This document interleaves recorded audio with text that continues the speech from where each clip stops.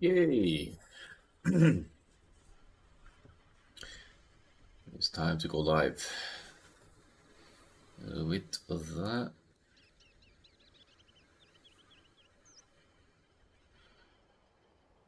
layoff final.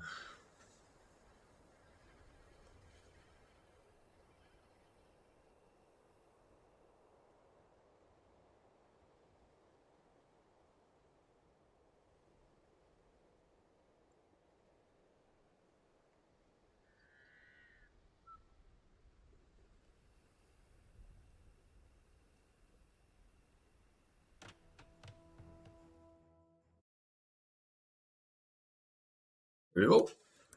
Already revealed the civs here for a little bit, but let's have a look at the map draft and civilization for a bit before we dive into this best of 5. This is the process. There's a map draft involving all of the season maps. For a best of 5, that means 5 maps total to potentially play, depending on how far the set goes, that is. And it is the higher seed, or in this case the higher placement in the league group stage, that gets to be the first map. First pick for Brabros, or in this case the captain, the Belgian, is Team Highlands. I mean, the Belgian, probably the teammates as well, enjoy the non-meta style playing, so I'm expecting some landing shenanigans here for Team Islands. And rumor has it was a long one, so looking forward to that. Casting for recorded games here. First pick for Applejack's team is Haboob. Definitely seen them playing that in the group stage as well. I don't know if that was necessarily one that went too well for them, though I believe they may have lost on Haboob as well, unless I'm mixing up the teams and games here. But anyway, Haboob first pick, so they must be confident on that map. Looks like open style maps for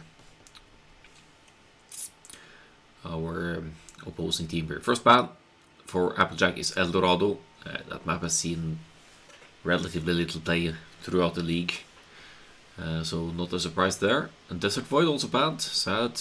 Host pick also, but that's been played, to be fair. It's just not going to be seen for this best of 5 set. We have Arabia then as the second pick for Applejack's team, Plebuchets, and then the second pick for Belgium is enclosed. Somehow the image doesn't work there, but it's I meant for it to be a closed map, but in reality it's really not. It's unwallable, so it's going to be a little bit crazier than that. And finally, to decide the neutral starting map, so to speak, you use the rest of the bands to decide what will eventually be the first map. Lombardia is gone. Belgian is like me, is sensible, doesn't like Lombardia. And Land Nomad also out of the question. It's probably a good thing for me as a caster, I guess, because Land Nomad games could go very long as well. And then eventually the designated first game map is Chaos Pit, which honestly I sort of feel like favors the Belgian team. But let's have a look at the civilizations drafted here. See how they prioritize, if they prioritize the home maps first or Chaos Pit first, since it's the first game. Somehow, Britain's secured here. Could have been banned, did not get banned. So the Bravos get the probably the best archer civilization for team game scenarios until the upcoming patch where Britons have been nerfed, at least the team bonus for the archery ranges. So that's very likely an Arabia pick right there. Knowing the Belgian, Khmer is going to be used on Arabia as well for a super fast castle pocket knights style play, but they certainly could see some potential for a landing on TM Islands or other scenarios as well. Franks would strike you as your go-to Arabia pocket, but it could also come in very handy for Chaos Pit, which has double berries, and Franks collect the berries more quickly, so that's something to keep in mind. And otherwise, Dravidians strike me as a go-to team island civilization. Great team bonus for naval maps where the docks provide population space. Poles, that has to be Chaos Pit because poles generate gold through stone mining. And otherwise we have civs you'd maybe otherwise see on Nomad, but let's have a look at the rest of the maps here again. Koreans I've seen played to success on Enclosed before. Do they have Koreans though? No, not really. Byzantines, I think that's a Chaos Pit civ as well. Migars could even be a Chaos Pit civ with the scouts boost. Yeah, quite a few options here, but the first game is Chaos Pit, so I'm going to go with Poles, Franks, and Incas for that one actually, because Incas have the tower rush potential with the slightly cheaper stone buildings. As for Applejack's team, they've secured Bulgarians. That is a pretty go-to Chaos Pit civilization. Because they get instant men-at-arms, so you could go men-at-arms towers without needing to mine extra gold for your men-at-arms. Saracens comes to mind as well with the market usage, but that could be one they'll need for either the open maps as an archer civilization or on naval maps for the faster firing galleys as well. So, well, let's see. Bulgarians.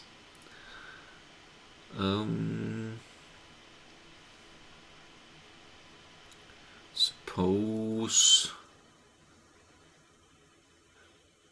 Actually, Celts is a good Chaos Pit civ as well for the extra wood, faster wood collection.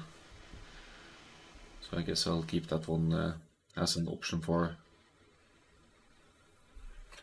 Chaos Pit as well. Now, but Bulgarians, Tatars should be decent for Chaos Pit with the elevation in the middle there for scouts play or even archers and cavalry archers. So Bulgarians, Tatars. Then what's gonna be the last one then?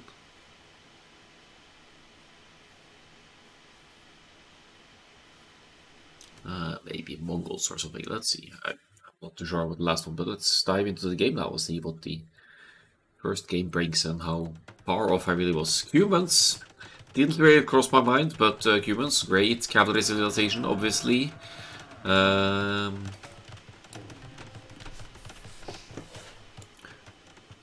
be handy once you get through the woodland here. You need to chop through these 3 layers of wood to get to the golds and everything. So once you get through, you could place your second TCS to humans for gold and secure wood access in the backside. Oh, that's cute. And besides that, humans have a little bit of wood savings in the archery ranges and stables, costing only 100 wood as well. So arguably a decent bonus for this map, I suppose. Humans pocket. Ooh, Red Clifford already on a laming spree here. Picking up a couple of water buffaloes, not able to take them out because you need 2 hits to take them out. And underneath Town Center Fire, of course, you'll need to be careful with those approaches. You could send a villager out to lame deer as well, because the players spawn close to each other. We have Applejack with Lithuanians, also another civilization I didn't mention, but they start with 150 extra food. Also, this map script seems to generate double berries for some of the players, but it seems almost consistent. Quite a few of the players getting a potential just 1 mil berry spot here. But yeah, Lithuanians, 150 extra starting food, boosts your start on any map, allows you to do like 18, 19 pop scouts on Chaos Pit here, which could be very useful in harassing the opponent's economy before they can wall in and secure it. Everyone going to the edge of the map by the looks of it, and you need to do that because you want to get through as soon as possible to get access to the golds on the backside of the map. Koreans for Joey Pura Vida. Eventual war wagons, I guess. Towers as well, strong for the Koreans obviously because they are instantly upgraded into guard towers and keeps as you progress through the ages. Some unique technologies affecting the towers as well. The Belgian has gone for the Incas here, so at least I got 1 civ right from the draft. The Incas save some stone, I think it's 15% or so, through, yeah, for any stone building really. Town centers, towers, and castles. So, and towers could be strong in this map. You want to stop your, deny your opponents from getting to to the edge of the map, right, to get to these golds. Strictly speaking, only one teammate needs to get through, though, for the others to gain access to the outside resources. But yeah, I think Incas wants to play towers here later in the game, maybe. Eagles as well, and of course Incas have the Arbalest as well, or Slingers, if need be, against infantry units. Empty Explorer with the Teutons in the pocket here. Cheaper farms. Great boom. Hello, Ingbu Warrior. Already going to the berries, but I mean, you're going to have to seed farms as well for further food income. Certainly a healthy farming economy helps the Teutons pump out the scouts nice and early, and in the fact that Teutons are missing bloodlines is less significant on maps like this. Empty Explorer picking the purple Teutons. Yeah, you like to see that, don't you? Maybe he's been secretly observing Emu Warriors. Strats. Finally, Red Clifford with the poles. Also a civilization you expect to see on this map if it's been drafted, because poles essentially the only civilization on this map that has access to continuous gold through mining stone. They get... That's been introduced, right? And then they get 40% return, or even only 33% now, maybe, return of gold through stone mining. But it's still free gold while you're mining a different resource, so it's a pretty darn decent bonus. Few layers on the way for most of the players here. Trebuchets going up slightly earlier, are they? Or... Well, it's only Empty Explorer going up here with the Teutons. 4 seconds idle this time. Respectable uptime there. Going to match the Cumans player to the scouts. Easily going to be able to afford... Wait, there's no barracks yet, so maybe I spoke too soon here. Could be a little bit... and there's still a while to go for the feud age, so this should be fine. This should be fine. So yeah, I'm expecting the scouts from the Cumans here, and expecting the scouts from the Lithuanians as well. Barracks now in the making. Going to complete well in time for the feud age here. So double scouts, and then Joy Pura Vida. Some Korean towers perhaps did not go to stone yet. Could be this planning to go straight for the gold and make some feud age archers as well to aid his teammates here.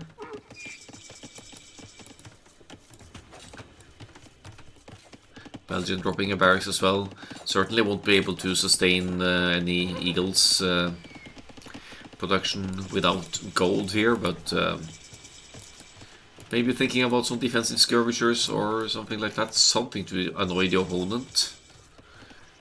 Or just to get through here. Oh, that's an unfortunate place to go for the mining. Lumber camp actually has 5 tiles of trees here for some reason. Why is there 5 tiles of trees in this? Okay, I guess there are some fatter sections of trees some places here. So that's going to backfire a bit for the Belgian. It's going to take some longer time to get through here. Range coming up for the Koreans, and it's quite close to getting through here as well. Are we going to see the first blood of the game here? A little bit of dancing and blocking there. Somehow hit the villager but didn't do damage. And Stealth for us getting a little bit of damage done there. Has the stable up. Also close to getting through here, which means gold access and secure wood access in the back there. You could also revolve with a gate or a palisade or whatever to keep the aggression out here.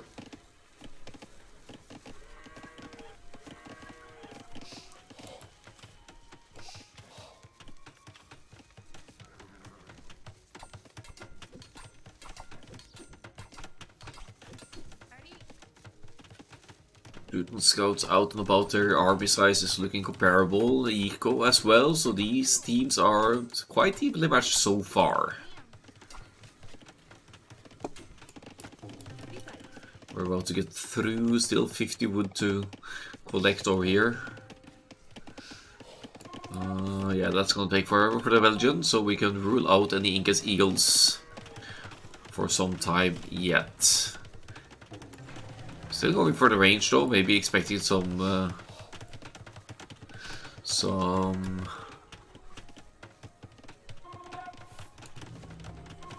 archers here from the other side. No Guriaras. What's wrong with Gujaris?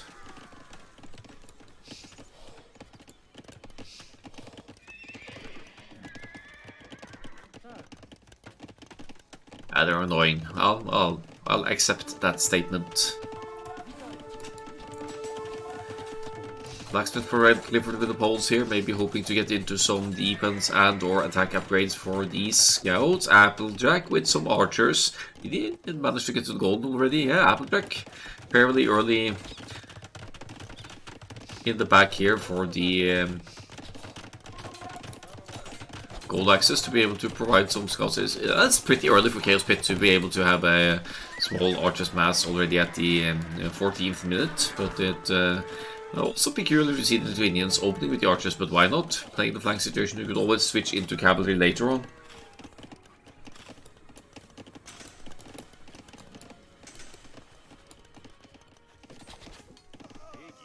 Archers over at this side as well, so Joey Puravida has been able to access the gold as well. 8 on gold, sustainable for double range archers production. Are we going to see the Brabros struggling against somewhat conventional meta play here? They're really struggling for fletching just now coming in for the Lithuanians. It's not in for the Koreans yet, but that's to be expected with the double range play. It takes longer to get to it, but Belgium for now going for tower defense with the Incas and keeps the archers' aggression away, leading Joy Puravida further on to try and obstruct the pocket instead. Scouts numbers seem somewhat comparable, but MT Explorer slightly higher numbers here. 7 scouts to 6 scouts, and the archers situation non-existent for Brabros for the time being.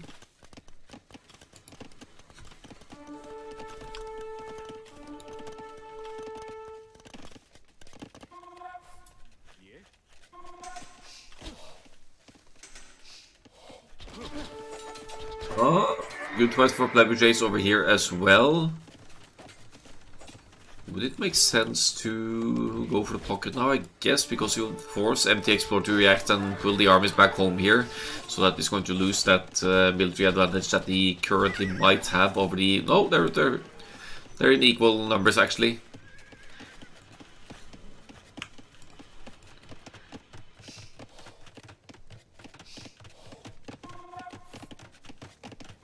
Human scouts a little bit speedier than the Teutons as well.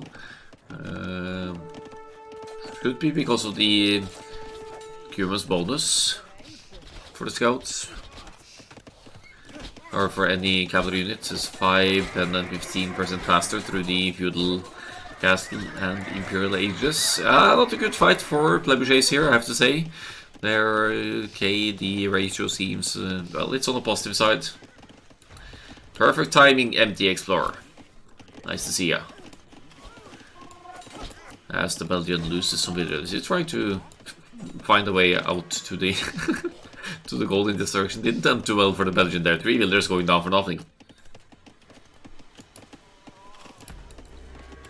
There's Red Clifford with some poles, towers, so creeping up to the more annoying bit here, always within cover fire of another tower here, so he's going to be able to keep his villagers somewhat safe from the archers. Did lose some villagers along the way though. Brabros falling behind now, both due to idle town center time and the fact that they're losing villagers to the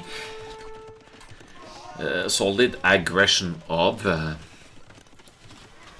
Plebujays. Players going to the castle age here. The first player going to the castle age is the Belgian, but does he have? He still doesn't have gold access, does he?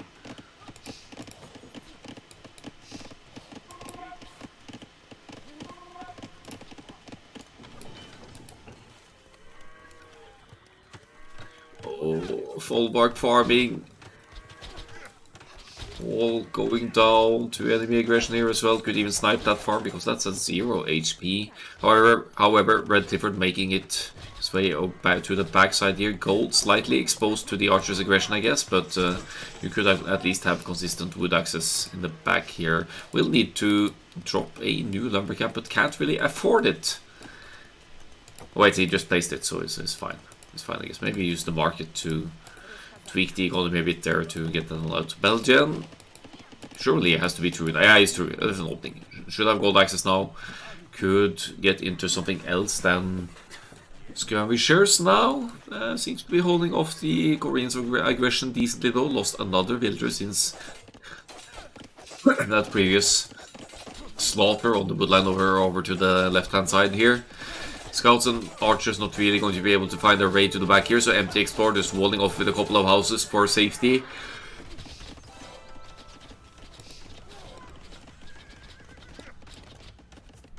Looks like Stealth is going to play extended Good Legend Scouts here for a while yet. Did also not place a second town center yet.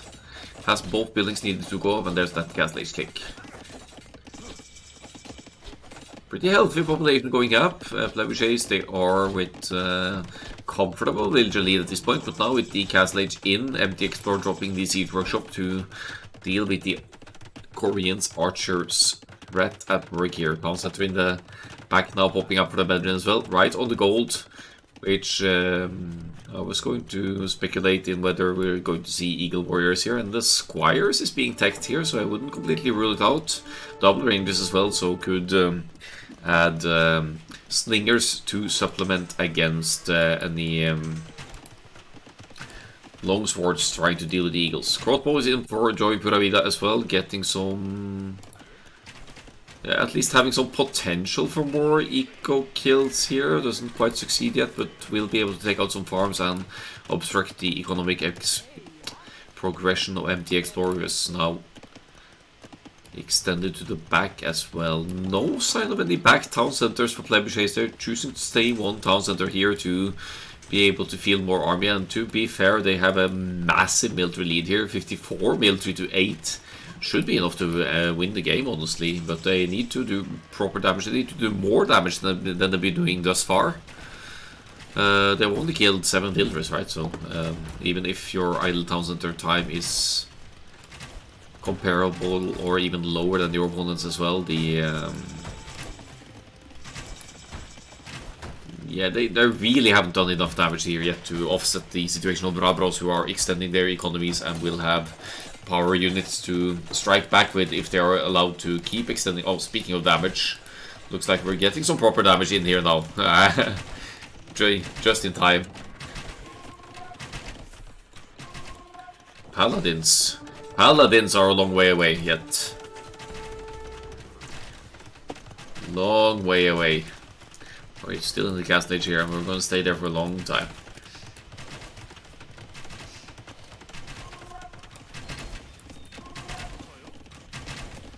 Besides, the Teuton Paladins are so slow. They're going to even struggle to keep up with the Eagles, almost.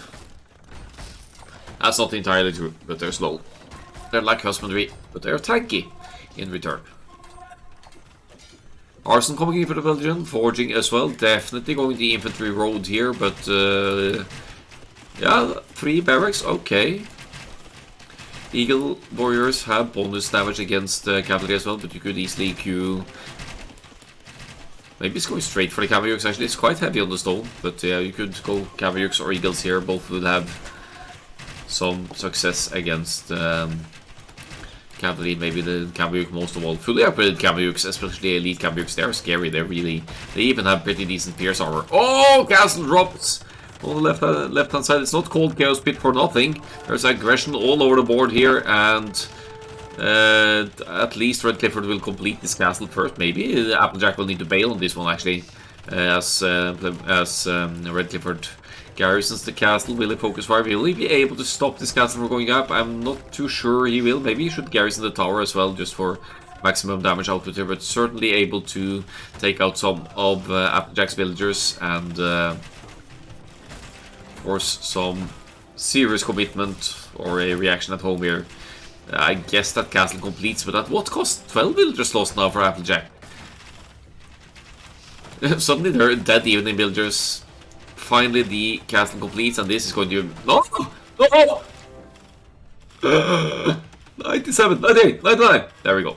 Yeah, this is going to be a petard war, and fortunately for Applejack there's a house in between here, so makes hitting with petards slightly harder. Lots of farms going down here though, so that's lots of wood going down the drain that needs to be replenished.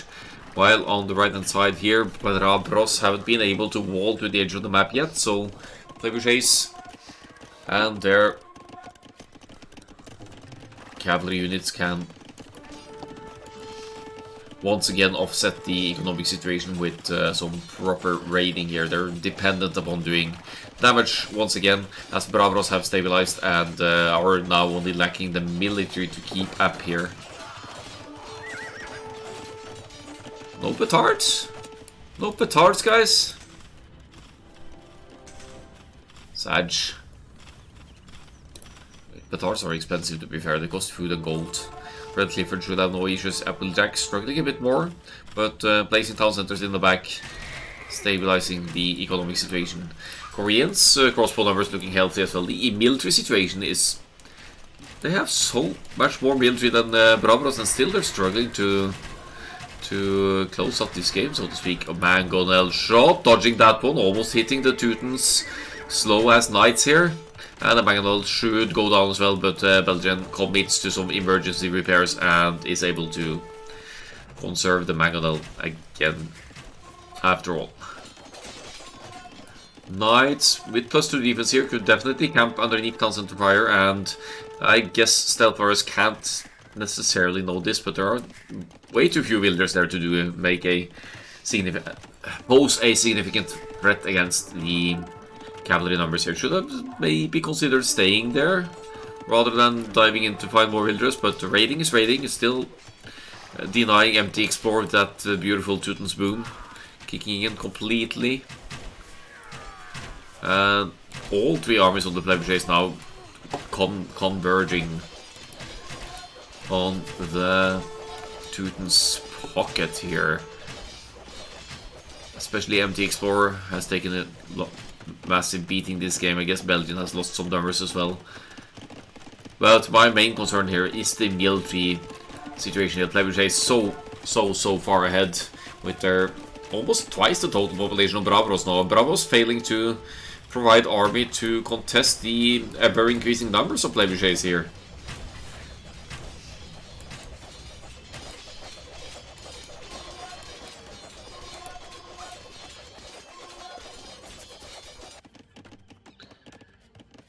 Old Knight now out and about as well, taking the long way around here for Red Clifford, maybe gathering some scouting intel here, which is decent on both sides. I guess Bravos are missing some serious exploration intel on the top side about the economic expansion of Plebiscites also. Maybe they don't realize how far they are behind now, honestly. 105 to 8 military. And the Teutons castle going up here. If that completes, that's going to be a little bit of a pickle in this direction for Plebiscites, because the Teutons castles have instant murder holes, so you can't really camp underneath it as you with other units. It's slightly harder to push with rams as well. Speaking of castles, Joy Puravida has found his way over to the other side. Not sure what the Belgium wants to accomplish with this barracks over here. But some house walls going up here. Castle versus castle, another kissing castles here. Looks like Red Clifford's castle is gonna go down over here though. And on this side, Joey Puravida, however, will not be able to complete this castle in time. That's just not gonna happen. The Belgian committing literally 80% of his economy to take out this castle.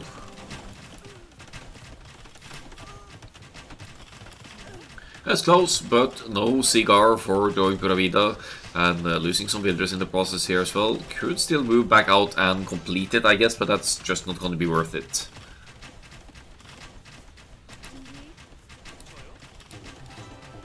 Oh wait, these foundations have not completed. Where's the Belgian going with this? Alright, this really committing to walling that castle in. Cavalry raids on MT Explorer again here. 54 villagers lost this game, taking a serious beating here. Once again, Eagle Warriors are in there. Going to trade very nicely against Joy Puravida's crossbows, but is it enough to get back in the game for Bravos? I don't think so. Random villagers moving out as well, just begging to be picked off by Joy Puravida's crossbow mass.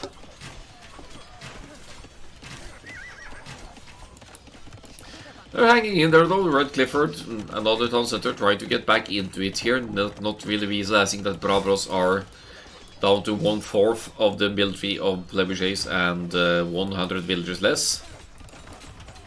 It's going to take some spectacular comeback here to get back into this, as another castle attempt for Joey Puravida will likely succeed here. There's some army support from the Cubans as well. The stables now closer to the Belgian side. But there's a defensive castle here preventing any easy cavalry raids on this from this angle. So the Belgian sort of holding his right hand side here, all things considered. 21 eagles out and about as well as Red Clifford approaches the Imperial Age. Not going to be able to go into any trebuchets or anything here though, because that one and only castle went down to a minimal ram investment of Applejack, who should be using those rams over here, to be fair, to speed up the process of getting through the stone walls here so the knights can keep raiding.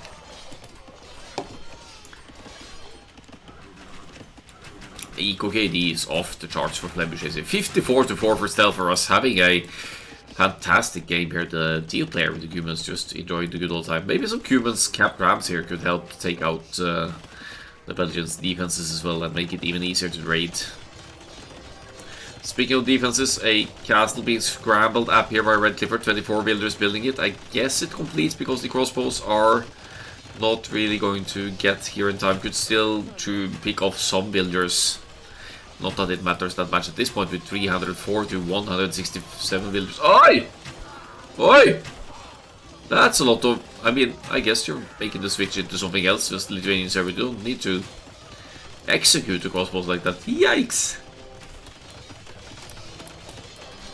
That hurt. More for the crossbowman than for me though.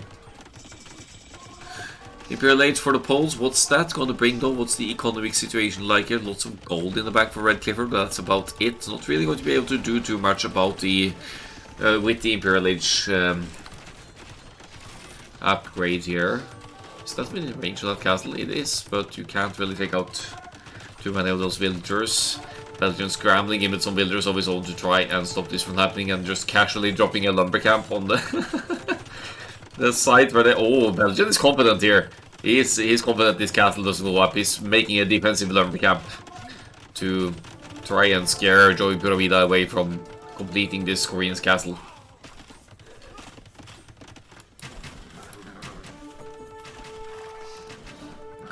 Cumans army increasing. All three of Trebuchets now entering the Imperial Age.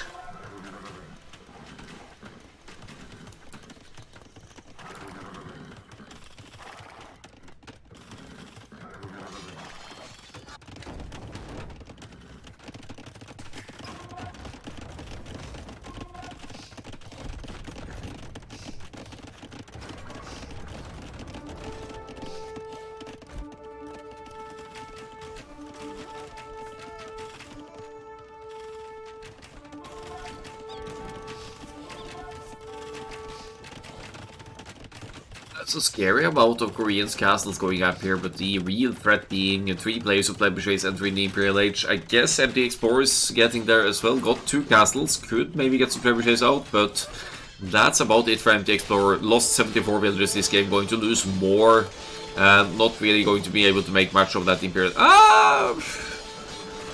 There's resources in the bank to be fair, but now 12 times as much military for Trebuchets compared to Bravos. That's not really numbers you ever want to find yourself having in a battle situation.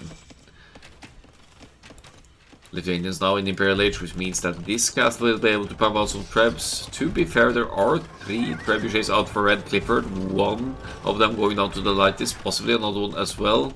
No relics for the Lithuanians, in fact, so Joy Puravida should be donating that to this teammate for some attack boost.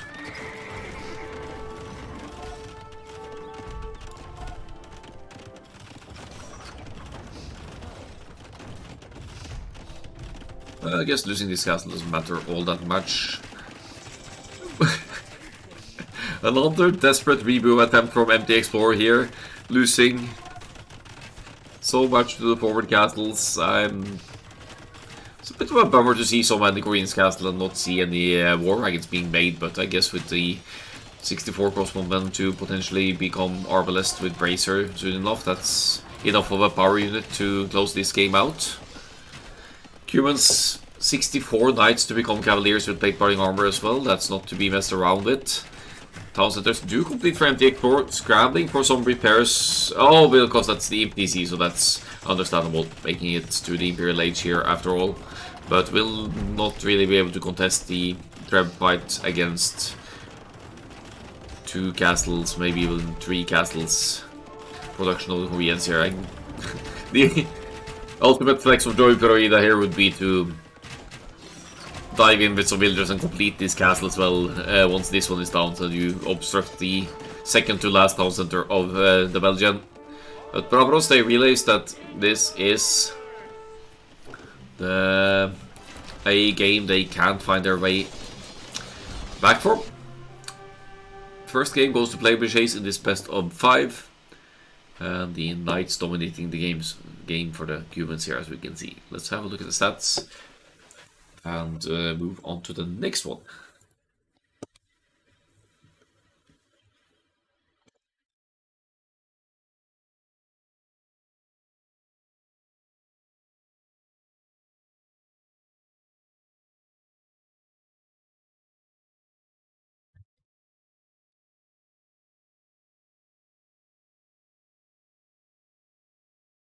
Who had a better, to about 2-1 KD here for Stelpar. Us didn't lose a single building all game. That goes for Applejack as well.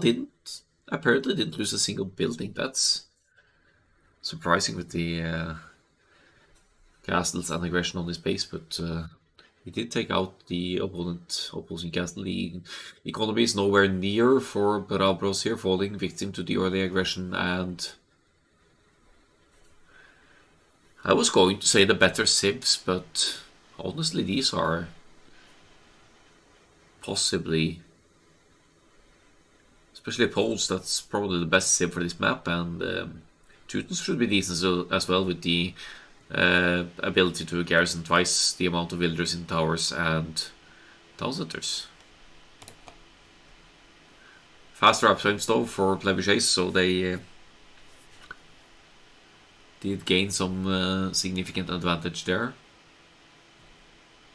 Max villagers for Applejack have 166, so to the point of overboom here, but that certainly shows in the economy as well that you're bringing in everything you need to for a power play in the Imperial Age.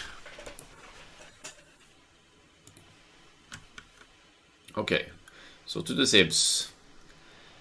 We saw Poles going down there, unfortunately, Teutons as well, and finally the Incas, while the winning side had Lithuanians. Surprisingly not Bulgarians, but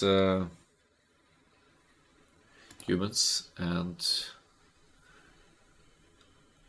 where is the last one? Koreans. Would have expected to see that for an open land map like Arabia. We all also make sure to cross out that as a loss for the Belgian team. Team Islands, possibly the next home map here, could be enclosed as well. Don't think I have it in my rules this season or so far that you could pick opponents' home maps, but why would you pick an opponent home map when you have home maps of your own? I guess it adds to the strategy of drafting, but let's just hop into the next one, shall we? Game 2. Going to be Team Islands. So let's just hop into it. Yes. Yes.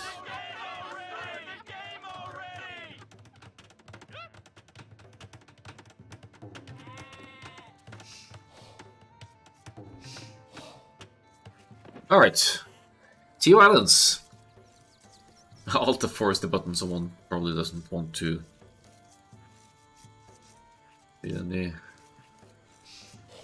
Okay, that might be a lobby chat. Yeah, anyway. Anyway, let's have a look at the Team Islands sims here. Maps that can get chaotic. Honestly, not the most fair of maps. Really looks like there's way more wood on the other side, but in theory that should be fairly... I'll check that somehow. It's Team Island, so we don't have anything interesting to watch in the early game anyway. Sir... I can't reach it. But it's a broader island for Brabros, which should be to their advantage. However, the woodlands look kind of more exposed to field. This is nice and safe one though in the middle of the map, so we'll see how it plays out as the game goes on. But what I wanted to talk about was the civilizations at work here. Stealth for us with the Vikings, team bonus, docks 15% cheaper. Nice one to have for the enabled maps. Vikings unique unit longboat. As a result, they don't have access to fire galleys for balance reasons, but Vikings economy always beautiful with the fact that they get wheelbarrow and handcart instantly. Don't need to research it, don't need to pay for it. It just happens magically once you reach the next stage. Hope everyone has the popcorn ready. Applejack with the Sicilians.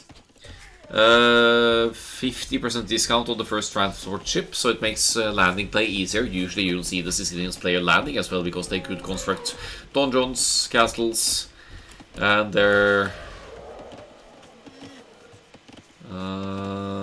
units take less, their land units take less bonus damage from their designated counter units. Isn't that how it works? That's it, that's it. Finally, Daniel White with the Italians, probably wanting to play the naval fighting here. Drops a dock forward, gonna go for the short fish as well. And the Italians with their cheaper fishing ships also have an easier, or have a sort of a shortcut to the fish boom. You really want to benefit from that cheaper food income as the Italians, which is because with the civilization bonus of 15% research, cheaper research to the next stage as well, that extra food income will certainly come in handy in the transition throughout the ages. Uh-oh, uh-oh, uh-oh, uh-oh. Now we're fine. Gets that first elephant in nice and easy. Empty Explorer with the Dravidians here. Another indication that he might be the one playing the naval aggression, taking responsibility for the naval fighting here. Dravidians in the Imperial Age have access to the Thirisadai, which is a galleon killer, basically. Unique ship that moves slowly but has ridiculously high HP and looks beefy as heck. So you can go into, which you don't need to research or anything. It just as is an option in the Imperial Age. Dravidians also has the civilization bonus of 200 instant wood once you reach the next stage, comparable to the Ethiopians 100 food, 100 gold. And more importantly, the Dravidians team bonus is that docks provide 5% pop space. So yeah, you're less likely to get houselets to get started. What's up with Robotic Pro here? As 1 minute 17 seconds while this timer here. Must have had some food struggles early on. Unless it's been lamed by a teammate. I'm not sure what's going on here, but a bit of a rough start for the Portuguese pocket here, which has docked in the back, indicating that a fast castle caravel, although situational, might be sensible here, because we might meet Vikings longboat here from the castle onwards, and then the Portuguese caravel unique unit is the best counter to that. Portuguese ships also have 10% more hit points and are generally considered one of the strongest naval civilizations out there. Finally, Red Clifford with the Byzantines has faster firing fire galleys and fire ships and fast fire ships. Could use that for comeback potential if falling behind in the late castle or early Imperial Age on naval maps. You then drop a castle somewhere on the shoreline if you can and drop lots of docks, pump out lots of fast fires and try to take out as many of your opponent's ships as possible. I'm gonna fast forward it a little bit here because it's Team Islands even with some transport ships out and about. Okay, green transport, builder, scout. No transport ship for Brabros yet, is it? It's fire galleys for the Byzantines, it's galleys for empty explosion. Double naval investment here for Bravros, whereas Plebiscites are going for a landing. Spotted immediately. That could be properly bad news for the builder, who at the very least has Loom. And if she gets quick walled in, she might be able to complete that stable. The issue is that yeah, might as well just garrison back into the transport now. Okay, tries for the quick walls. Fails for the quick walls. Oh. Here comes MT Explorer with the first galley. We'll be able to snipe that landing builder almost certainly here now. And that first stable, that first landing is a complete Titanic here. Or I guess Titanic never did land.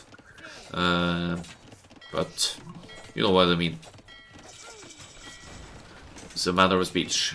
Great spot there by Bravros, stopping the first landing. That stable is never going to complete. We can only assume. We'll keep an eye out for transport ships here to see what happens, but certainly first aggressive efforts here of Plebiscites not working out at all. That is 75 wood and 50 food and a scout down the drain for Plebiscites, which will need to make another attempt. Fast fires now out. Well, not fast fires, but fire galleys of the Byzantines firing faster, while Stealth patiently stacks up on the galleys, but is it patient enough? In the meantime, the fish food income might be lost here, and at the rate of these fire galleys firing, that dock might be going down as well. Some galleys on this side as well, but no particular fighting for the time being, as fletching is on the way for the Italians player. Some hit and run, or hit and float if you will, with the galleys here. But looks like the fish could be going down here, and the Red Clifford benefiting definitely from the civilization bonus to the Byzantines here. Even with the hit and run of Stealth, because of that faster firing rate, we might still see Red Clifford cleaning this up. He's using the reinforcements to keep the fishing ships still alive. Didn't lose one yet, actually. Only one eco unit lost here, and that's the landing villager of Applejack, who decided to delete the stable foundation, most likely just to get that wood back into the resource bank. Third dock now for the Byzantines. We also have 3 docks for MT Explorer with the Dravidians against the triple docks of the Italians as well, but MT Explorer, small numbers advantage. The white chooses to focus on the fish and manages to take out 2 Dravidians fishing ships there. Also, numbers wise, they are in a comparable spot here. At least one fish will be going down for the Neomite, I guess. But they should be trading somewhat evenly here. MT Explorer realizing that goes for the fish instead, as they are right in the line of sight of the galleys. And production-wise, they're both with triple docks, consistent production. Viking galleys on the left-hand side here, doing work against the Byzantines. Fire galleys, but we are going to need a third dock here for the Vikings for this to work out. In the meantime, Red Clifford has sent a fire galley to the back just to scout for any back fishing here as well. Maybe I managed to... No, didn't take out anything really. What's the... Oh, okay, so the back dock made the transport for Applejack. Huh. Welcome, John Slows, people. Thanks for the raid. Appreciate that. This is the 6th division of my 3v3 league. It's 8 divisions total. I think we're looking at the... Are we looking at the 1300s, 1400s range here, maybe? 1200s to 1400s, something like that. Exclamation mark 3v3 teams for the seeding sheet. So the lower end of the league spectrum overall, but still players with a good skill and well thought out drafts and a plan for the maps. So expecting to see some some interesting strategies here throughout this best of 5 set.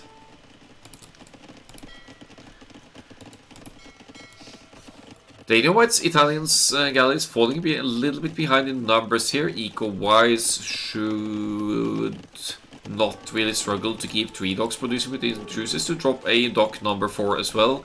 Behind this we have castle ages on the way. Applejack with the Sicilians maybe going to attempt a landing and a castle drop this time around.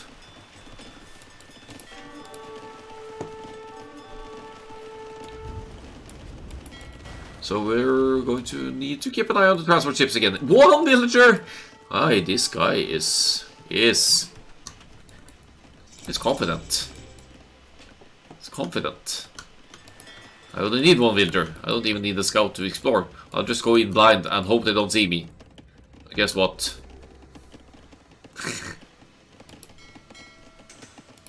Guess what? They don't see me. Yet. Sorry to hide away empty explorers. Impeccable galley micro here for that landing initiative, but okay, yeah, okay. Another attempt at the stable. Castle Age is in. 2 stables, no less. And now, preemptively quick walling it. No. Yes? No? Alright, I guess the stable's complete this time. They're not exactly hidden, but they are going to be tough to stop without any... I guess you could send in a galley and snipe this villager from the shoreline. But, yeah. And now they've seen it. Oh no. Oh no. Okay, no. Applejack sees it in time, it's fine. So we're gonna pump out some Sicilian Knights over here. On the left hand side we have the Byzantines fire galleys. 4 docks now producing caravels from the back from Robotic Pro as well. All 3 players of Brabros now committing to the naval fighting. Might not be a bad idea. If you control water on team islands, it's going to be increasingly harder for the opponents to land. Stealth for us with a defensive tower on land. I like that approach. When you get to the castle age as well, you could research heated shot from the university and your towers will deal more damage, or your castles and towers arrows will deal more damage to naval units as well. But Trebuchets soon to be all in the castle age here. Okay, the situation negative in a big time for stealth for us here. And left with only 3 galleys here, so that castle age isn't going to do too much for the Vikings. Are we going to see immediate longboats here? The wood gold situation certainly allows for more ships to be created. In the meantime, we have Danielite fighting with galleys against war galleys here. MT Explorer fighting for outnumbered, but with technology advantage here, I would say.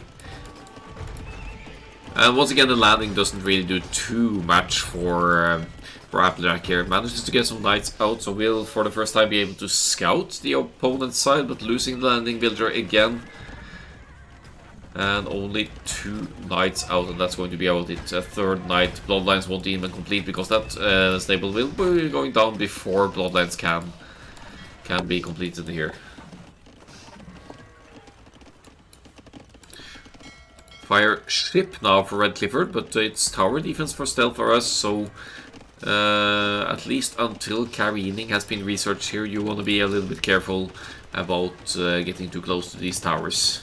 Still, we'll be able to get take one dog out here, I guess, and the longboat numbers reaching a pretty darn decent mass here. And since Red Clifford is missing careening, the pierce armor of the Byzantines ships here is lower than it could potentially have been. You get +1 pierce armor once careening has been researched. It's a technology in the dock.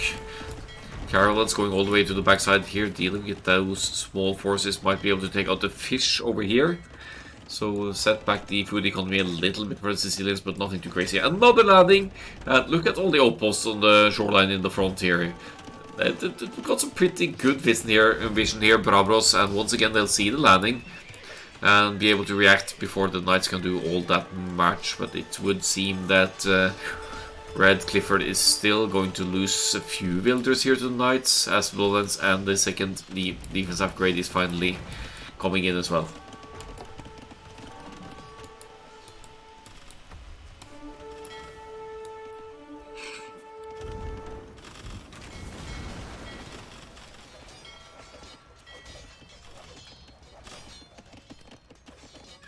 It seems to me that Trebuchet have potentially found a way to come back on water here. The caravels are scary though. They fire at both ends, don't really need to turn around, so they're nicely maneuverable, and I guess they have... Yeah, they do well against longboats, at least. One of the better counter units out there for the longboats. MT Explorer, okay, I take that back actually. Bravros, they have MT Explorer with massive amounts of galleys over here, so with the Byzantine fire ships chasing on this side, we really need the MT Explorer on this side now though. That's one way for Bravros to really clean up these naval investments. As the longboats numbers increase, might need more caravels out and about as well, but they're being created from the back, so it's going to take them quite a while to get over here. A little bit of a panic talk for Red Clifford. They're seeking refuge with the villagers next to the caravels, so now finally the landing efforts working out for Applejack as well. With triple stables, no, quadruple stables no less for the Sicilians. 29 on gold, 13, oh no, 29 on food, 13 on gold. That should be enough to keep at least 2 stables producing consistently here.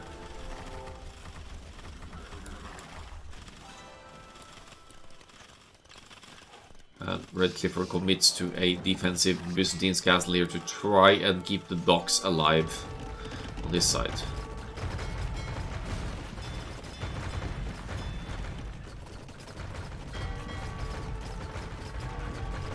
You say the economy extension on land is looking better for Bravros here. Suppose Trebuchets have... No, I meant Trebuchets, sorry. They have a better economy on land, but they are arguably losing on water here simply due to the massive numbers of MT Explorer. But in exchange, the landing is, as mentioned, is really working out for Applejack here now. Pikeman defense from Robotic Pro, but these are Sicilian Knights. They take less bonus damage from Pikeman, so might not work as well as Robotic Pro is hoping for with the Portuguese here. Yeah, you see that? That's 5 pikemen poking away at the knight, and still it takes many hits to take it down. It's a fully upgraded knight, to be fair, but you still need a lot of those. 22 or so knights here, just casually sitting underneath the town center here. No fletching even for Red Clifford here, so even if you garrison villagers, but you don't have fletching and Bodkin Arrow, the town center deals less damage to any units camping underneath it. Meanwhile, MT Explorer is taking responsibility of water here, taking out more and more docks. The Vikings longboats numbers are scary though. Now in the backside for some counter raids here for Stealth for us. Does not commit to trying to take out these docks. I think that's a misplay with this amount of longboats. It's going to take you a while, but you see they have 7 bonus damage against buildings, so you should still be able to take out these Portuguese docks without too much of a hassle. MT Explorer can at any point seek refuge underneath the Byzantine's castle here. Now it's getting close to this side. Demolition ship against the longboats. That seems... No, don't you let that happen. Okay, we're fine. It's 43 war galleys against 14 longboats over here. And slightly more pierce armor for MT Explorer as well, with the proper defense upgrade in from the dock. Knights still doing work at land, and the military situations are comparable here. Elephant archers now from MT Explorer on land, using the same resources used to make... No wait, that's not... They don't cost wood, never mind. It's going to struggle to get to any sizable amount of elephant archers here. Maybe it's time to double up on monks and try to get some conversions in on the Sicilians, because until Sicilians have researched... Nice quick walls, by the way. Until Sicilians have researched First Crusade, they don't really have any significant conversion resistance.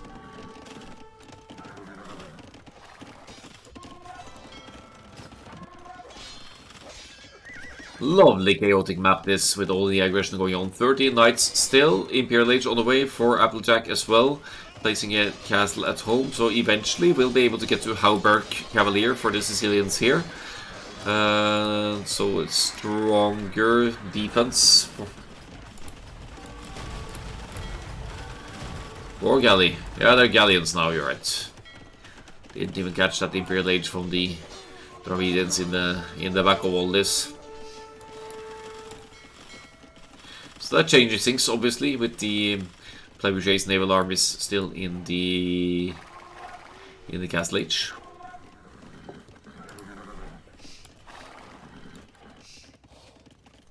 I think it might be the first time I've seen elephant archers to deal with knights raids on land, but I mean, why not?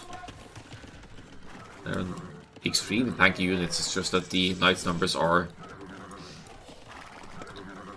a little bit too large. They should commit, to be honest, just to diminish the numbers while they still can. And while the upgrades may still be lacking, at least they're lacking defense. Galleons against longboats here then. Imperial Age still not in for the Vikings, so Stelfer is going to lose some numbers here, but not quite enough for it to be all that significant yet. Seeking refuge underneath the castle of Daniomite here, as well as Daniomite tries to get back into the water game. This is going to be fast fire ship, or should be fast fire ship for the Italians. Once you reach Imperial Age, that is. We're still in the Castle Age. So, but yeah, sometimes any army should take priority over waiting for the tech and the upgrades. So making some army here certainly isn't a bad idea, even if you're fighting at an age disadvantage.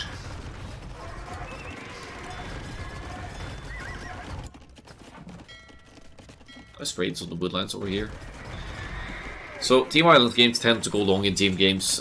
You'll see the players setting up trade at some point to compensate for the fact that gold is running out. I don't really see any efforts to start trade yet. It's starting to become a concern here, I would say. There's still main gold over here. There's still gold access, yes, but you want to start trade while you still have gold to produce your trade units as well. Landing once again clean up, only 3 knights left, and it looks like the elephant archers and now a few camels from the Byzantines are doing the trick as well. Pikeman overload from Robotic Pro here. But yeah, you do what you gotta do. That's going to be halberdiers, I presume. Some organ guns from the castle as well. Parak, that's going to benefit the Portuguese ships. Not sure if it's a caravel specific, but anyway, that's a unique technology. Unique technology boosting the ship's stats.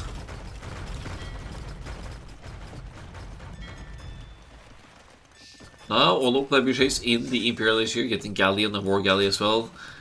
Feel like Galleon is a misplay here from the Italians, to be honest.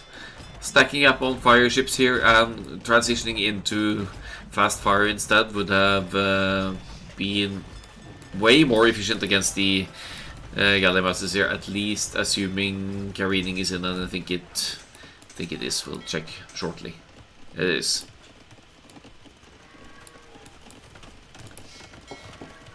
Transport ship with no upgrade in here, so only 5 camels moving over, but there's not any barracks or anything on land here for Trebuchets, so that landing will catch them off guard. They don't have anything in particular to deal with raids here, even if they're just camels. It's still going to be annoying. And here comes the landing from the other side as well. 5 builders, that's more than enough to drop a Sicilian's castle, of course. And if you look at the stone count, that might be exactly what Applejack is planning. Floating lots of resources now, not quite at pop cap, but could still consider sharing with the teammates, because in Imperial Age slinging is allowed. But in the meantime, Robotic Pro has massed up ridiculous masses of units on land, and once Imperial Age kicks in, the castle goes down. Castle relocates. Camels here to snipe the villagers, and a shit ton of pikemen as well. That's another landing that will not quite go Applejack's way here this time. Re-garrisoning inside the transport ship and deciding to try for another one. And what's that? Ooh. That sounds like First Crusade. With only 3 town centers, unfortunately, but it's a quick means to get some army out on the field to deal with the Caval's raid here. You do what you gotta do, but they're really slow, so they'll struggle to keep up with the mobility of the Camels. 125 villagers working for Applejack as well, so losing some builders here shouldn't matter too much looking at the overall economic situation.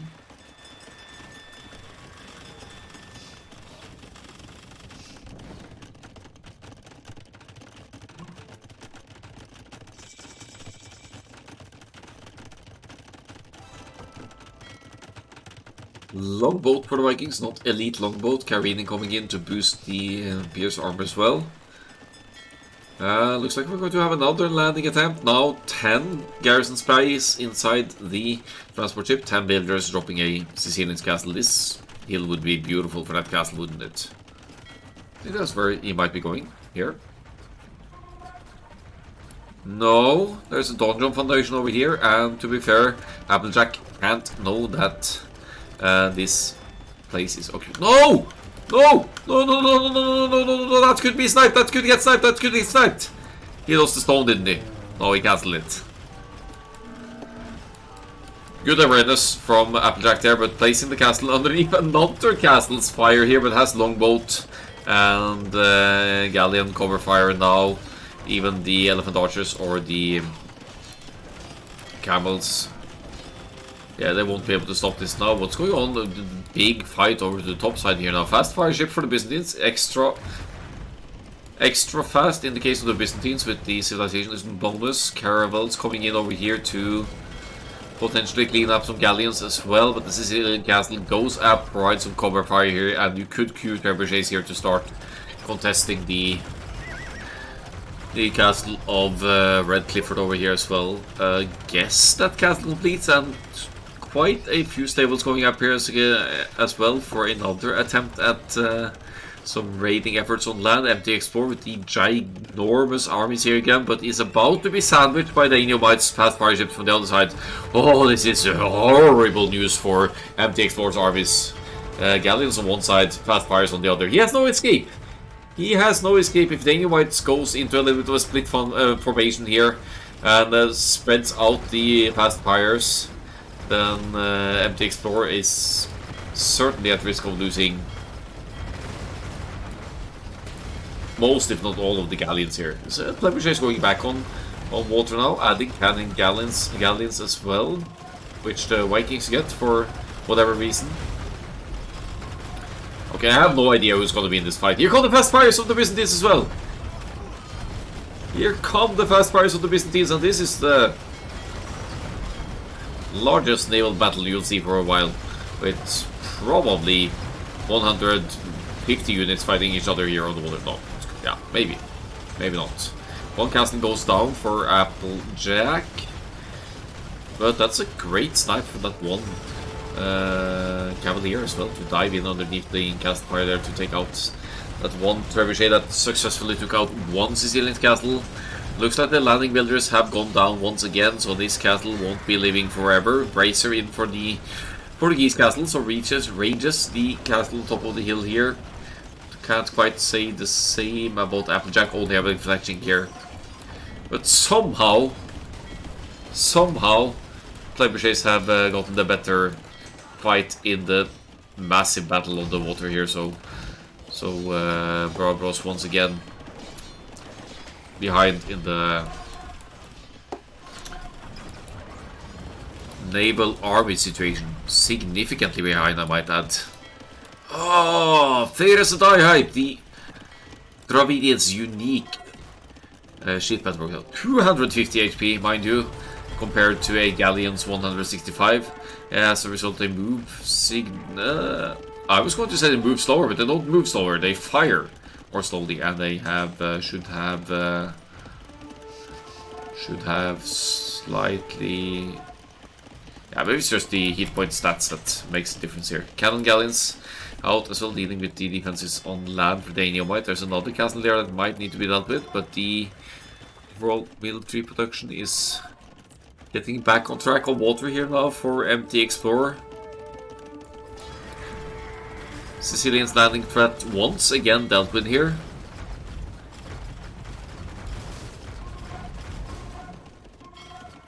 But so are the trebuchets of Robotic Pro. Another landing party for the Sicilians here. To be fair, trebuchets, they still haven't really taken any horrible eco losses on that. Yes, Applejack has lost 48 villagers, but did have a big boom at the time that hit, and it's back to 144 villagers. So that those villagers lost are a number that isn't too concerning at this point. Let's see how the Thirasdai deal with the longboats. It's not great, but they just have the army mass advantage now. Now Daniel White is one floating lots of resources here. Could definitely split that up. Have your teammates ask for resources maybe. Hello Denjik. Yeah, that's lots of Thirasdai here for MT Explorer. Landing castles going down the middle could be an indication of a trade commencing perhaps. Speaking of trade, trebuchets have a massive trade setup going already. They're using not quite the full length, but it should return, yeah, 59 gold. It's decent enough. Could have been maybe 80 something, or maybe close to 100. When in a pinch, you could probably trade on water as well from one side to the other, but trade cog. What? Ooh, brave woman. Trade cog path finding not exactly ideal. Barracks now for the Sicilians. I suppose this might be Condottiero against the Halberdier investment, because it's Condottiero is essentially almost like a weaker version of a champion. So if you pump out those, you have a quick response to the Halberdiers without needing to take all the way into a champion. Got some cover fire from the naval side here as well, and so quite at least a few of those barracks will complete. Let's see what unit Applejack will go from there.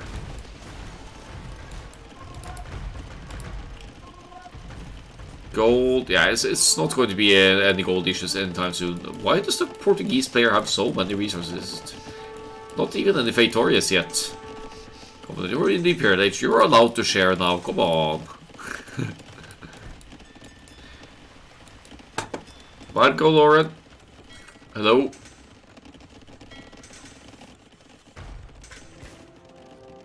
So cleaning up this castle, cleaning up this full shoreline of the Italians, that certainly opens up for an option for Bravos to land here again.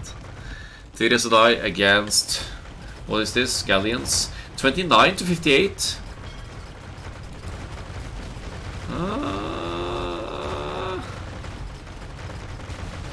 Firing rate might matter here when you have this kind of number for the Galleons. I think the Galleons could still, or should still win this fight, because they have the numbers advantage. Look at the hit points. Look at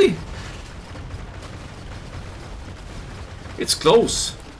That's the disgusting thing about this. And MT Explorer is working at home base advantage here as well, so could do more Thirasdai to keep up here, but now the fast fires join in as well. We might be looking at the Thirasdai going down.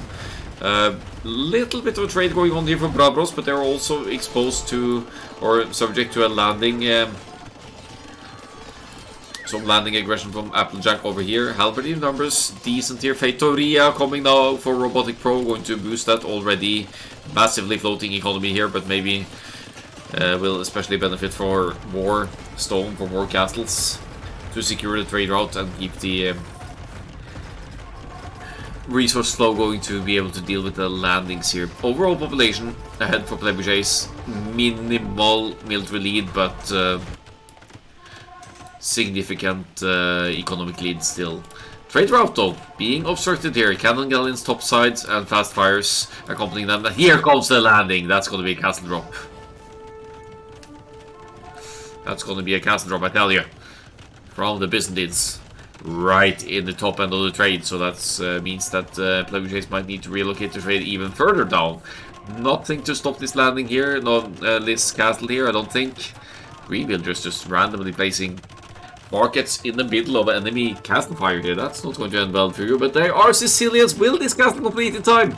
Will these 5 villagers complete this castle in time to obstruct the Sicilians? It doesn't matter because there are cannon gallons, elite cannon gallons behind them. Goodbye, Sicilian stone. Aye.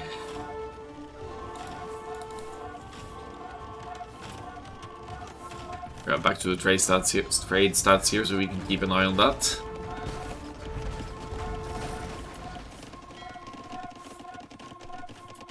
Is this becoming a wood game? I mean, it's not really becoming a wood game on Team Island, so to speak, because if you have trade running, you could still buy wood to keep your production going. Still feel like significant eco damage needs to be done on Plebuchase land. They really need to clean up the trade route as well, though. They have beautiful, fluent gold access here. Lots of gold in the bank, especially for Danielmite here. So much of every resource here.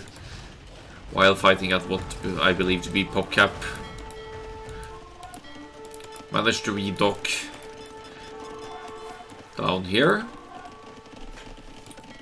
But team coordination not quite on point here. Fast fire ships waiting to engage here. Will need to move into this fight for Plebuchase to get a good one here, but they're just still stacking up on the numbers. This is a fight Teal can't take alone. Stealth are us going to lose numbers, more numbers than could have been the case here. Honestly, heavy demolition ship. Do we have heavy demolition ships for either of these cities? Maybe Italians do. Really need heavy demos here now to yeah, just get some masses of them.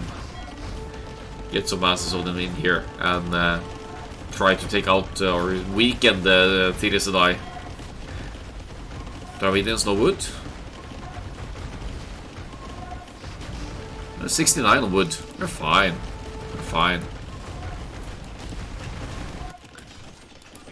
Halberdier and Condottiero raids now for Applejack landing. Still lots of barracks here. Condottiero doing some work, and how these longboats have stranded here, I don't know. But they found a hill to camp on, so they're happy with that. Didn't even know we could do that. How is that possible? Map hacks or unit hacks. Yeah, this is a BP ship. Look at the collected hit points of these guys compared to, for example, 28 caravels. Yeah, caravel maybe not the best example, but still. Massive armies here. We have some Teen Hussars out to raid now with from these many stables forward here. These are just foundations, so they're not blocking anything for Bravros or Plebuchase, unless you're playing AoE 1, and we aren't. So trade numbers not quite diminishing yet, but it's also not as efficient as you would have wanted it to be. Thiresidae now guarding the shorelines here, and one cheeky one villager attempt of a, yeah, probably was more, but another castle drop attempt for Applejack here. Let's have a look at stone count. Deleted the castle this time, didn't lose the resources in the process. 2 Fetorias for Robotic Pro for now. Running low on gold though. The trade not really working for Bravros as efficiently, or as, yeah, trade not as high in the numbers as they could have been.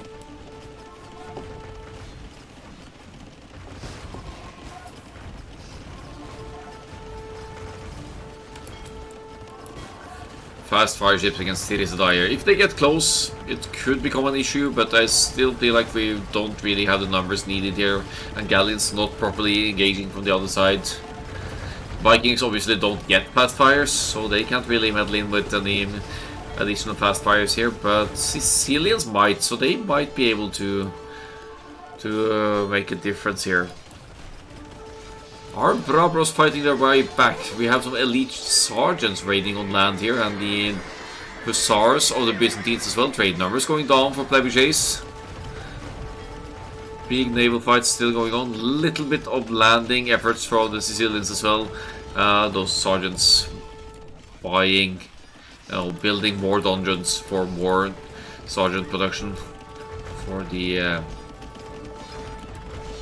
Sicilians. Elite sergeants with full upgrades, pretty darn decent. Here's arm as well, and they managed to obstruct the little trade that Brabros have. So in the end, resource access is going to be an issue for Brabros, but if you look at the team resources here, you could still consider slinging, for example, some wood or something if need be. 6 on wood for Vikings? What are you talking about? They all have more than 50 on. Probably just idle because of the raiding at one specific time. But it's not the most efficient woodlands, we could say that much.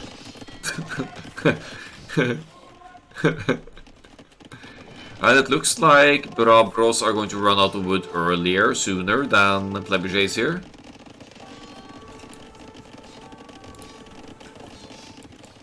Maybe we should check the wood situation left on the map still. Plenty of wood left. 763, 63k wood. Okay, that's not plenty actually, that's rather low. But it's not an immediate concern.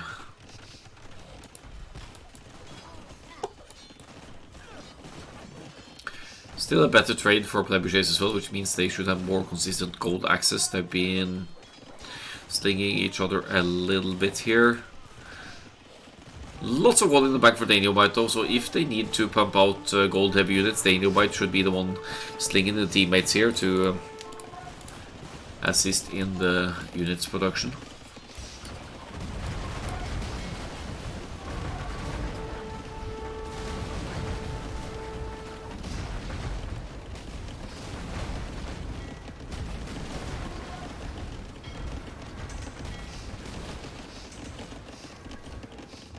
Yeah, so much more trade for Trebuchets. That should be the game deciding factor here. Even with all the raids going on as well, they seem to be replenishing the trade, right? And the mighty Tirasadai have gone down to the fast fires eventually as well. Landing situation for Trebuchets being cleaned up again. Another wave of army going forward, so we might have another big naval battle coming for us. Fast fires doing some proper work for Daniobite here. Could clean up quite a few of the elite caravels as well.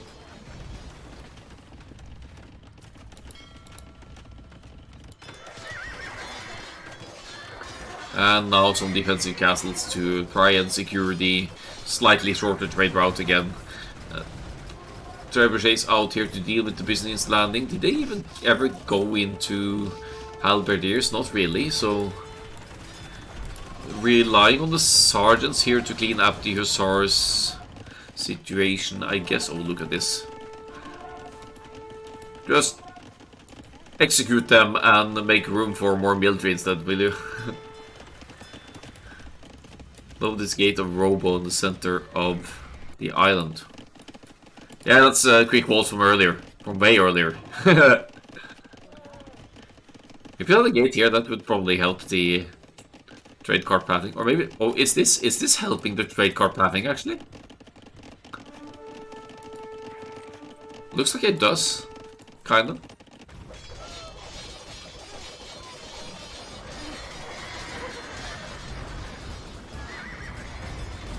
Anyway, I don't think they were built for that purpose, but they're doing the trick. Byzantine's castle stands. It has ridiculous amounts of HP in the Imperial Age, 8,131.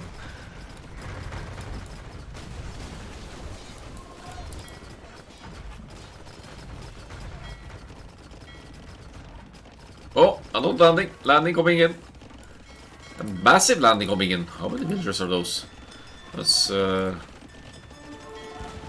10, 16, 24 villagers. Dadgum.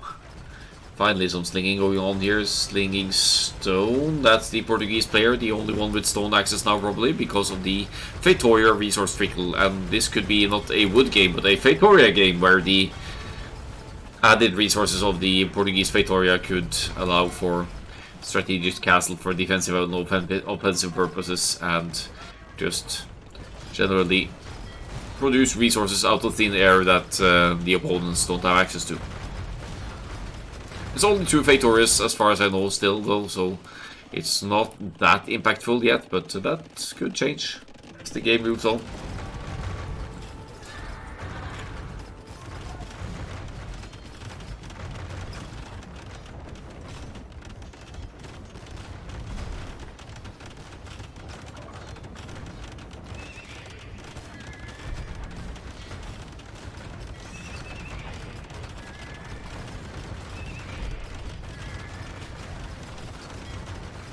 Okay, Caravels completely cut off here, aren't they? In all fairness, they're fighting against Galleons, so they should be trading well against those, but those as well. But the numbers certainly are concern for Bravros over here. Eco situation comparable, military situation well ahead for Trebuchets this time around. They're still trying to deal with the landing situation, and looks like we're going to have a massive villager refuge here. Losing villagers at this stage in the game, I guess, doesn't matter as much. You're relying on trade more than on villagers' income here. Let's check the wood situation once again. I said that I thought that Brabros would run out of wood first, but now I'm not so sure anymore. It's 199 trees left on the map. And back to the trade stats. Trade will be more significant here than, and Trebuchets have had a better trade running the whole game. We'll see the trade stats at the end of the game. They could still use that trade gold income. Oh, how did this happen? Okay, that deals with some of the trade. And Hussars again, now for Red Clifford. From this angle to once again try and take out these massive trade numbers, especially of Applejack here, who is now trade over booming, I should say.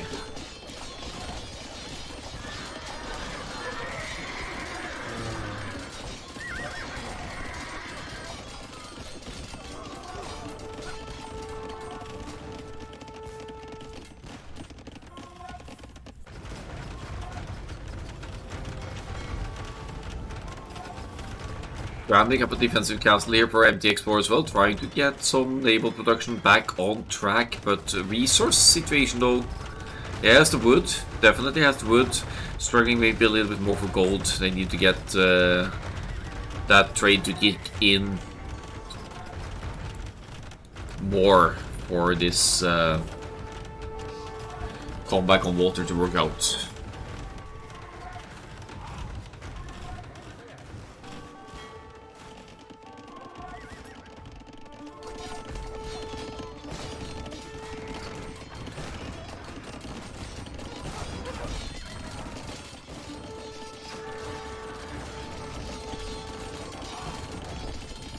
Heavy camels from the Byzantines here to help clean up the Byzantines. No, the Sicilians landing villagers again, I guess. And halberdier numbers increasing for the Portuguese player as well. That's a third Faitoria now in the working. And Brabros really turtling it out here. Look at the resource situation of Robotic Pro. Not looking too shabby here with everything going on. Castle in the middle of the map for the Byzantines. Castle in the top side of the map for the Byzantines. And Stealth Forest losing all of the trade units. However, still a decent amount for Trebuchet, Team Trebuchet.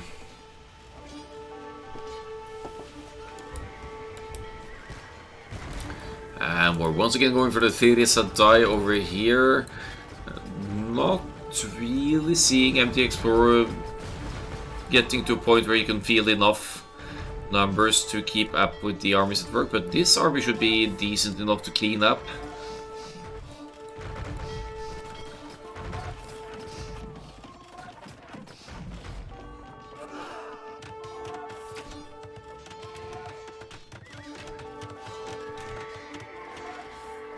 Byzantines only have left wing. Where's the Byzantines here?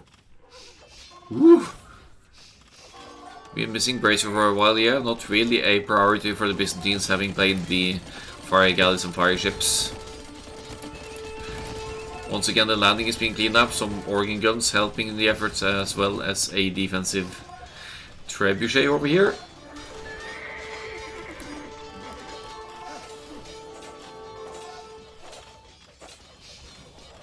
I'll tell you that much though, trebuchets are a little bit stubborn not to go into halberdiers or even Genoese crossbowmen here maybe to deal with the hussar raids here. The Byzantine hussars as well, so they're not nearly as tanky as this guy. He's walling the markets. Who's walling the markets? Where?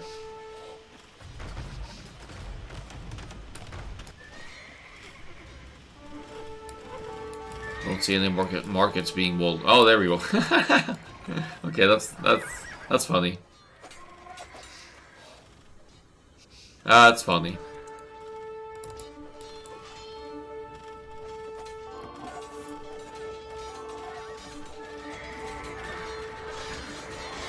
Red Clifford needs bombard tower spam on enemy straight. Yeah, or why not the Portuguese? Because the Portuguese have the endless stone and gold, so the Portuguese could go into bomber towers here as well.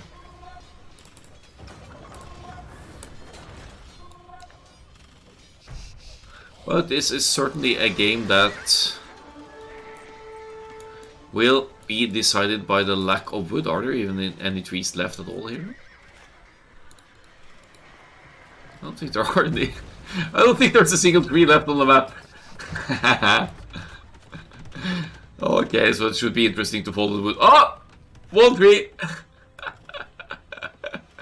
Okay, there are a few trees left on the map. 19 trees left on the map.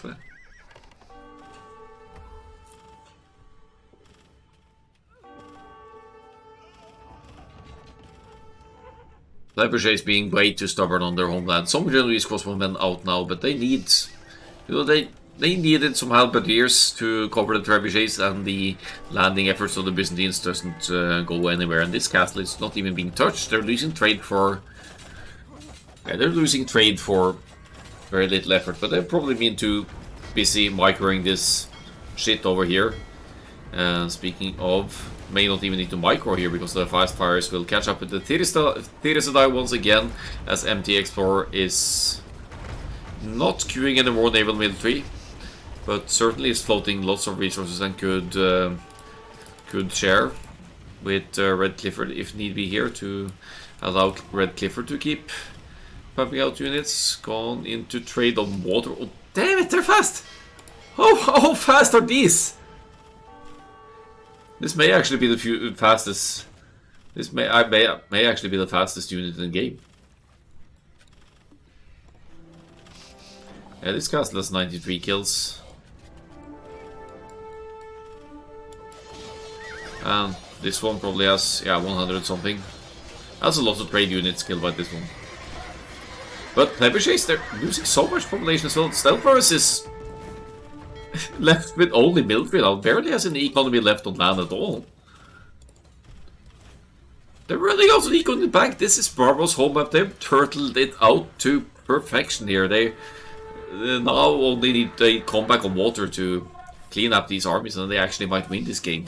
But both sides so low on economy now.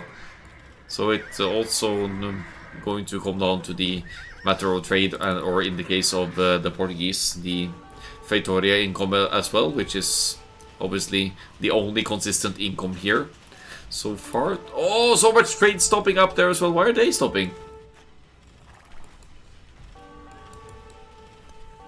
Okay, they're back on it. Need to relocate to a different market.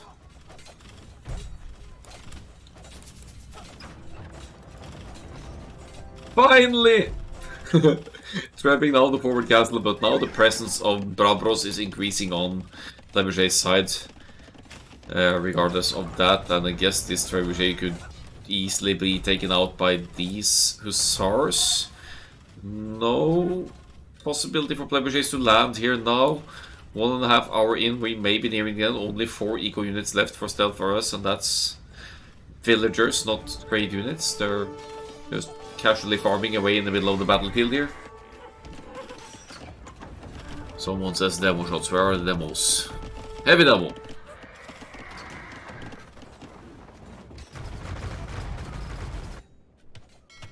Oh. Oh, these are begging to be demoed away, aren't they? Finally, we're seeing some heavy demolition ships here as well. Bam. Okay, not bad. Not bad. Radium White about to lose some precious military numbers here. Lots of the fast fire ships going down, and yeah, all the armies on this side basically going down to some well-placed heavy demos of MT Explorer. Trebuchets still with the army numbers here, but that could change quickly with the heavy demos being added here, and the fact that MT Explorer has more than enough resources to spend on those. Look at the resource situation here now. It's well ahead from Barabros here. Another Byzantine castle on land as well. Not much the sergeants could do to stop that. And we have the Tirisadai back on the menu once again. Yeah, all Barabros needs to do is clean up this massive naval army. And, well, they need to clean up the trade on land as well, but they've successfully obstructed that quite well. As this Byzantine castle on the hill might finally go down. But there's also lots of trade units, but there's also lots of inefficient trade units for Trebuchets. Let's see if we can see. Yeah, I suppose we can't check trade efficiency.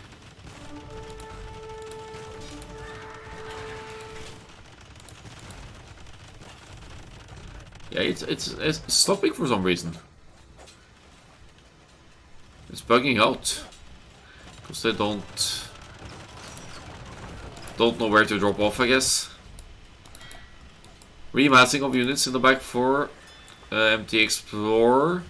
Patiently massing the numbers now to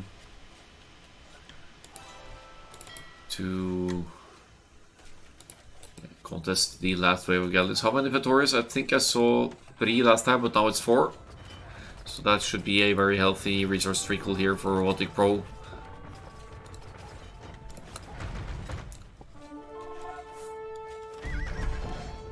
Trebuchet is pushing further back on this side as well. Bravros have... I mean, this game has been so much back and forth, so I can't really claim a comeback to one side or the other. It's just a plain good game. But I have to say, I was favoring Trebuchets for a long time there. And they didn't seem to be able to close it out. More Praetorians than Vikings have built, you're right. There's 4 Praetorians for the Portuguese, there's 1 villager for the Vikings.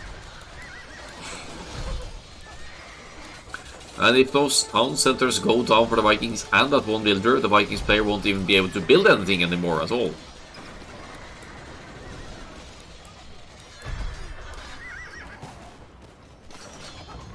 $50, 60-ish more population for Bravros here. These are the numbers gonna clean up the galleons over here, I think.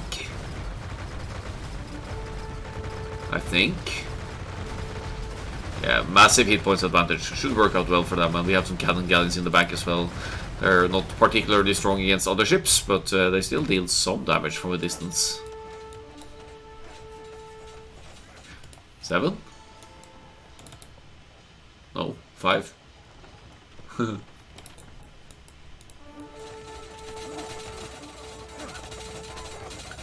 Still some trade running here, if we can call it running. How much per trip? Can we see that somehow? Yeah, 32 gold per trip now, so it's less efficient than it was to begin with as well.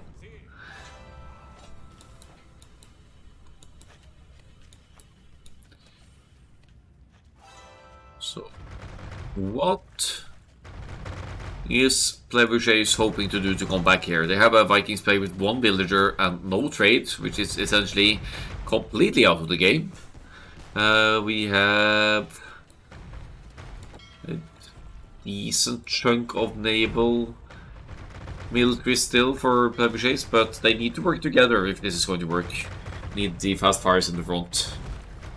And now Yeah, they need to work together. It's as simple as that. They can't take this fight alone, as the numbers of empty Explorer are increasing now. I feel like we could... I didn't want to go that fast, but 2 times the speed seems like a sensible option at this point, because I think this has to favor Brabros at this point heavily because of the Feitoria income and everything. They just have so much more resources to use. So many more resources to use.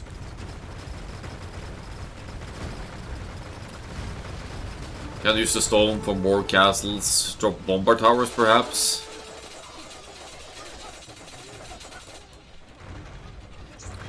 Fastfire is doing some work here, but Empty Explorer still has resources to... Well, it's lacking wood to be fair, but could buy wood.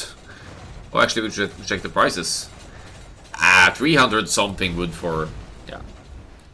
It's not bad. I've seen 600 on Team Islands before, so it could be a lot worse.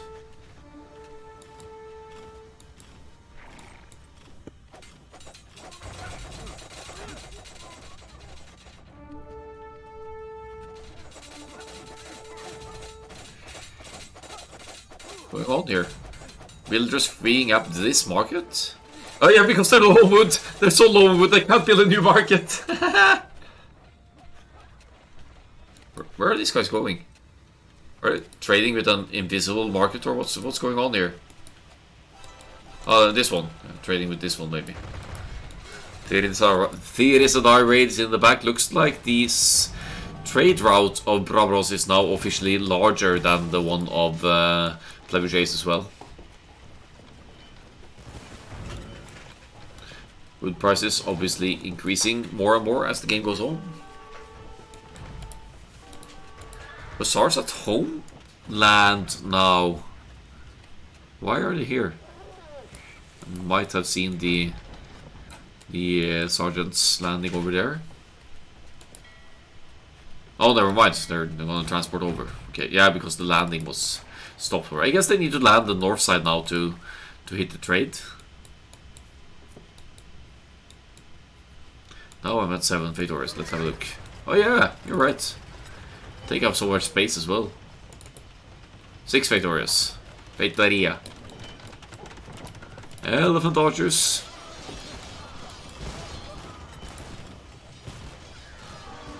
Looks like Mon Feitoria is at risk of going down here.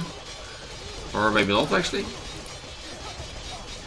Suppose Applejack has found a win condition here. Take out the Feitorias and stop that resource trickle. Hussars now in the trade route again. That should mean that quite a few of these trade numbers is going to dwindle and go down quickly. And there we have it. The GG well played is called at the almost 2-hour mark. Brabros taking the first home map, which will lead us to Plebuchase's home map next. And given the time of night, I hope this doesn't go to 5 games. But I also hope it does, because these guys are evenly matched. So, some good games so far. Should be... Yeah, this sling stats, or market buy sell stats, is of interest here. Robotic probably the only one collecting relics as well, so that could explain the larger mass of gold he did have compared to the others for a while there.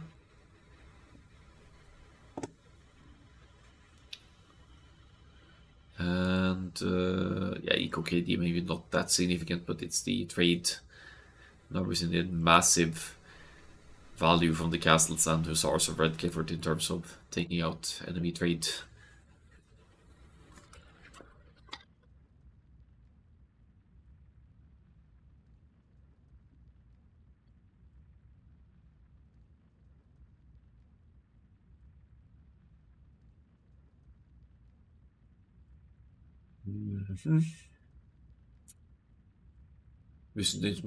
Build to score, that's probably largely due to the ships as well. I'm going to go into some advanced stats here to see the Feitoria trickle and see how that actually looks in the late game. I can single out that. Just want to see some of the KD stats and stuff like that. Great game indeed.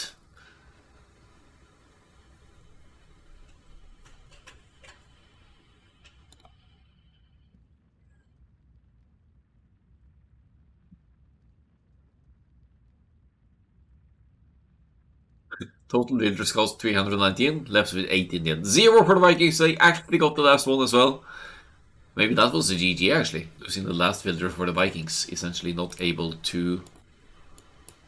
Oh, there were still TCs, so never mind. There were still TCs, I guess you could receive some... Oh, there was food. Yeah, could have reboomed. Should have reboomed, man. Come on. What I want to see here is the... I'll just hide these for reference. I want to see the impact of the Fatorius here. Yeah, it doesn't tell the whole story, does it? Wait. Yeah.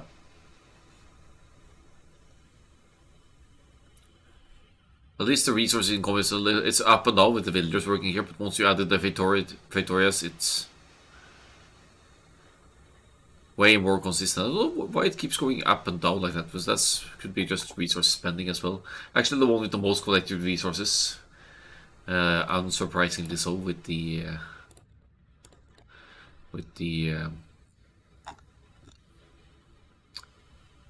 Pretoria income in the end.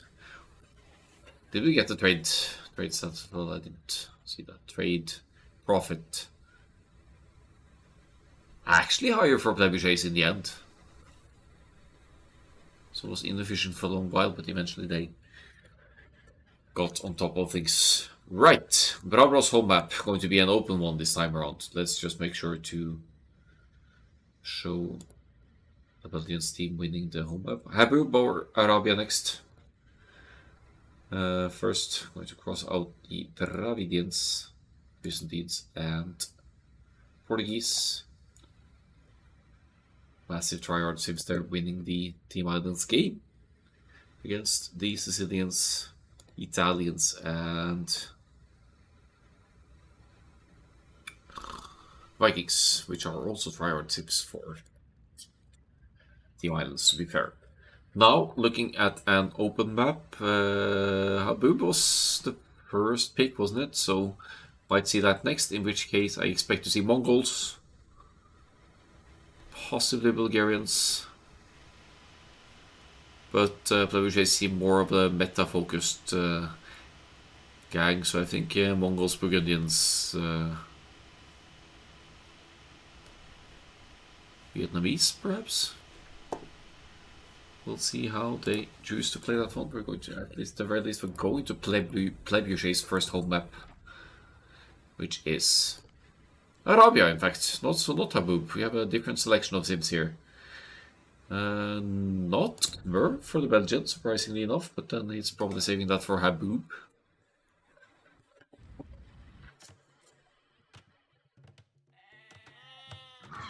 Arabia, this looks like a...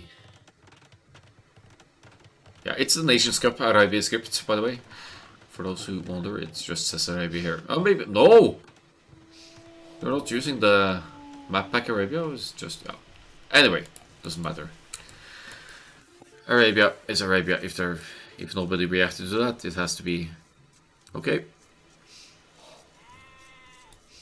So, for Bravros saves here, we have Cohen on the left side flank, playing as the Magyars,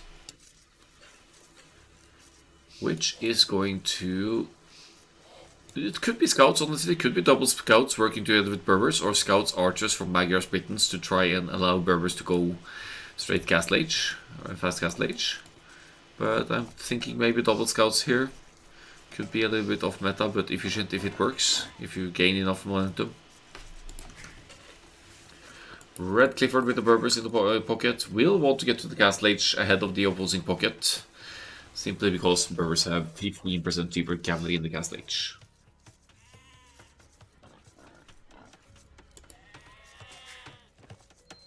Finally, civilization probably more banned in team games than played is the Britons, because until the next patch is released, Britons have still have 20% faster working archery ranges as a team bonus, which will benefit the Magyars or Berbers here as well, with Magyars maybe, especially for the archers and cavalry archers as the game progresses. Let's have a look at Plebuchet's side here. Joy Provida with Plebin in the parentheses there, playing as the Saracens flank, going to be up against the Britons here. That's an uphill battle, but the Saracens at least have bonus damage against buildings and have an easier way of breaking through obstacles in the case of the opponent walling off the home base. Dania White with the Burgundians. Maybe not the most common Arabia civilization, but you have a 50% discount to all of the stable technologies. As a result, of course, you don't get bloodlines for balance reasons, but it still allows you to get to paladins probably first of any civilization in the Imperial Age because it's cheaper. And you also have access to Cavalier in the Castle Age.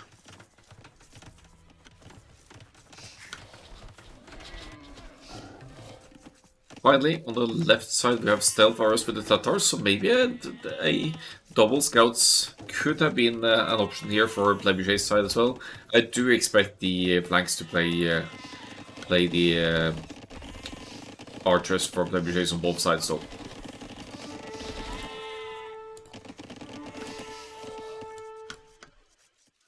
A little bit of a scouts fight there. No, not exactly a fight. Didn't get to put up a fight there.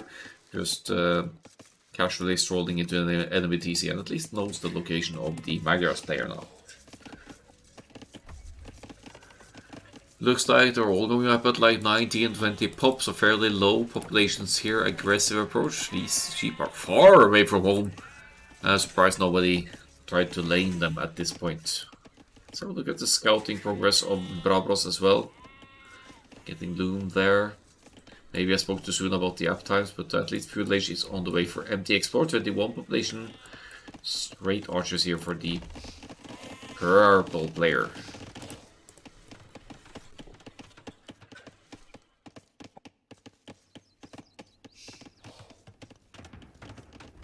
Good timing on the scouting here for MT Explore. Spots Joy Puravida's barracks. Can't really deny it because there's two villagers building it. It's a little bit on the late side. So maybe it's worthwhile attacking them a little bit to delay that barracks in further.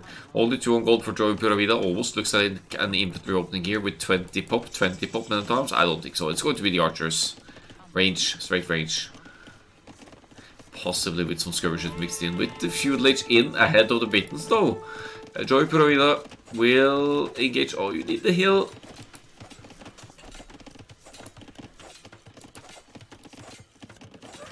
Yep, gets that one and then takes out MT Explore Scout, who now effectively has no vision of Joy Puravida's side, doesn't even know the location of the main gold, and will have to use the opening archers to find this. Magyars, not sure what the strategy is here. Barracks going up just now, 22 population up here. No villagers lost so far this game. Just a little bit of walling off here, and in fact,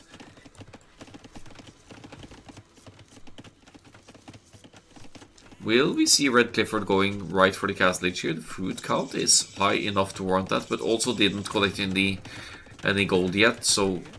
But yeah, that set up nicely for continuous scouts production here.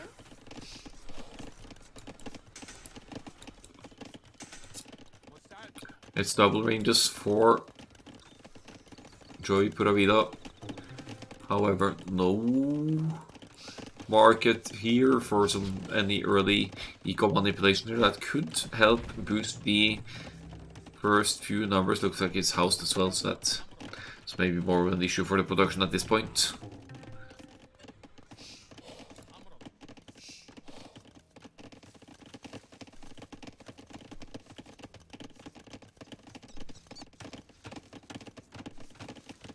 Pretty extensive walling in the pocket here for Red Clifford, but whatever can allow you to get to the cast stage more quickly is going to benefit the Berbers here, of course.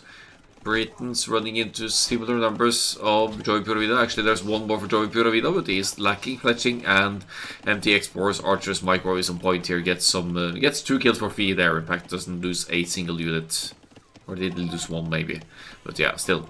Trades better and has the passive production as well, so establishing a military lead early on here, the Britons player.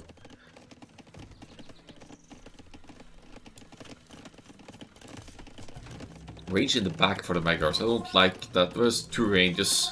Maybe it's a little bit of a tactical play here to try and make it look like you're playing only one range, but to be fair, Stealth Forest hasn't even scouted the area to see the extent of the... Or none of them have scouted the flank side of Brabros here. 5 scouts moving in. They should be able to take out this villager. She has no escape. You could easily block her and just... yeah. Oh, this could hurt for the red player. Not completely walled yet. It's important to get the walls down relatively early on the flank in team games. Otherwise, these things happen where you get overrun by scouts and later on the archers reinforcement. But the mobility is on point for Red Clifford here as well. Also getting one villager kill, evening out the eco situation here. In fact, it's in favor of Brabros currently because they have collectively a slightly lower idle town center type.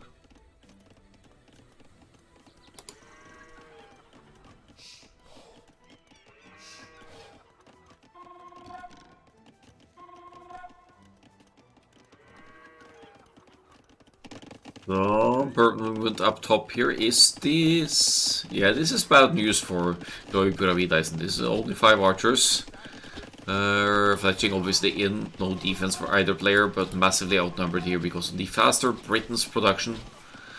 Takes the hill, helps a little bit, but should not be able to get out of this alive. Fighting at home base, home field advantage here, I have to say though, that helps out a little bit. So what happened to the scouts? Did they all get keened up, or what? Yellow scouts still at work. Ranges of Stealth Forest patiently massing the archers before moving out here. That's a lot of archers playing it a little bit passively defensively here, but has a mass large enough to keep the Magyars out for sure. Fletching missing for the red player as well. Could be a huge issue against Stealth Forest's already larger and stronger army mass.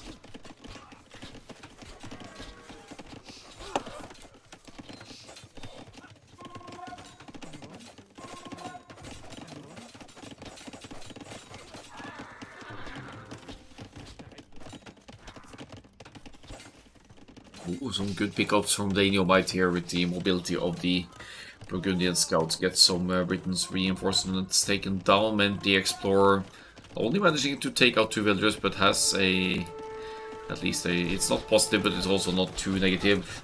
Pretty equal KD to the other flank side.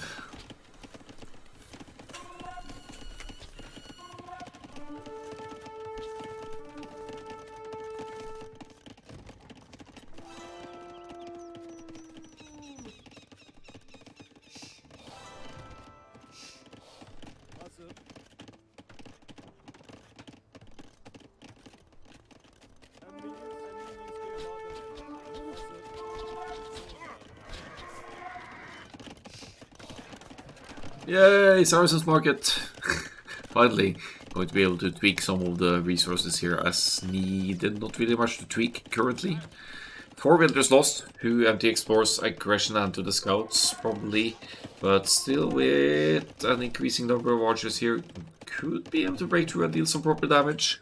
In the pocket position we also have the Burgundians player going to the Catholic here. Eco upgrades already in. They are cheaper for the Burgundians. Going to lose some builders along the way here, but the farming economy otherwise looking healthy.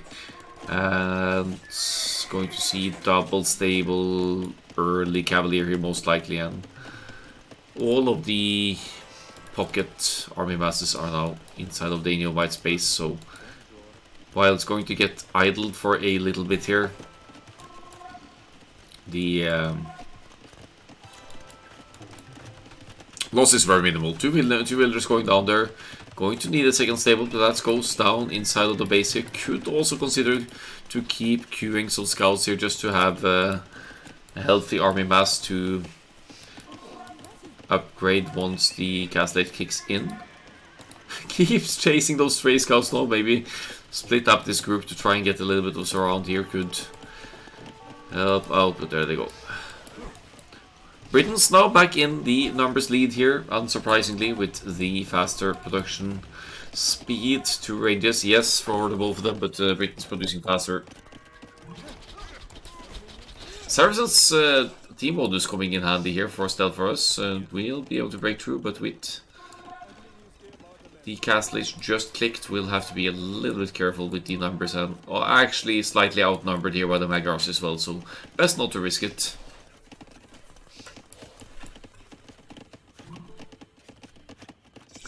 Both pockets now in the castlage. That is going to favor the Berbers. 3 stables producing here, plus 2 defense immediately coming in as well.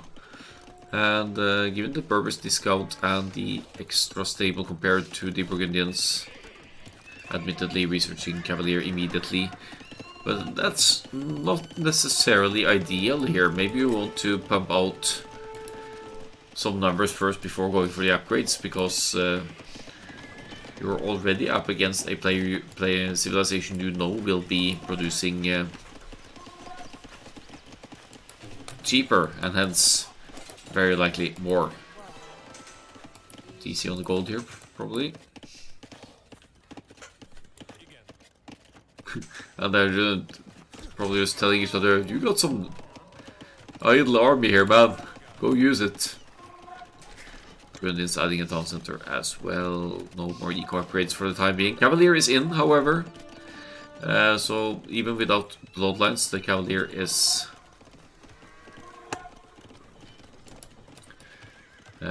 with similar stats to a knight and higher attack to boost that. So as long as Red Clifford doesn't go into the camels here, we should see the Burgundians trading in equal mass. Better. Overall, they need to work together. It's a sizable chunk of army here of stealth for us, going into crossbow and bodkin here. If these armies stay together, it's going to be very hard for Berbers to engage alone here. It's a decent mass of archers for Cohen as well, but now is the window of opportunity here for Trebuchets to deal proper damage to the red flank, to be honest, because the Gaslight is still 30 seconds away. You have the crossbow mass, you also potentially have the Cavaliers support, but yes, they are going to move over here to clean up empty explorers masses instead, which is fine. If you track the army movement properly, you clean up this crossbow group, no problem with your +2 cavalry over here. You think empty explorer had the Saracen's bonus here, because it's punching through that palisade like they're like nothing. Oh, walling out the cavalry masses here. Is there an opening? Let me in. Yeah, deleting the house. Thank you.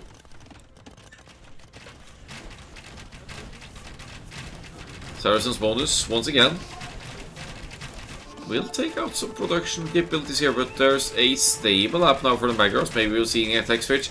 And here, oh, this is going to be a fantastic fight for Bravos here. They have massive, massive numbers. They're going to obliterate the Tatars armies here. Surround for the knights, and then Magyars crossbows soon with Thumbrain to yeah, just finish the job here specifically.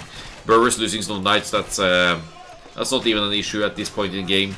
They have such cheap cavalry anyway. And the Burgundians cavalry is way out of position in with regard to where the action is at. So that's a bummer for stealth for us, losing all of the army here basically. Now looking at Brabros with a massive military lead here, twice the military of Trebuchets.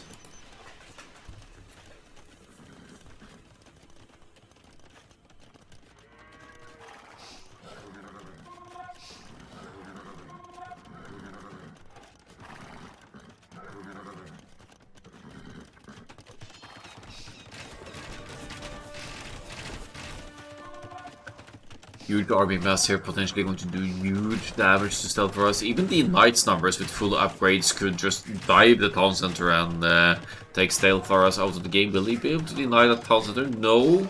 Burgundians cavalry joining in. Not really in the mass you want them to be. At this point, maybe you'll consider sending some Berbers cavalry over to the other players to force them to react at home base and take some of the attention away from the forward aggression here, but it's still a decent fight. The Burgundians cavalry backs away. Quite a few of the Magyars numbers cleaned up as well though, so maybe a worse fight than it could have been for Rabros, but they're still on top of things. They have a massive military lead at this point. They're showing some promise for the open maps here as well. Knights numbers definitely large enough to camp the town center, as earlier mentioned, but they're extending the economy more consistently at home as well. 3 TCs for MT Explorer, 2 TCs for Red Clifford, 2 TCs for Cohen.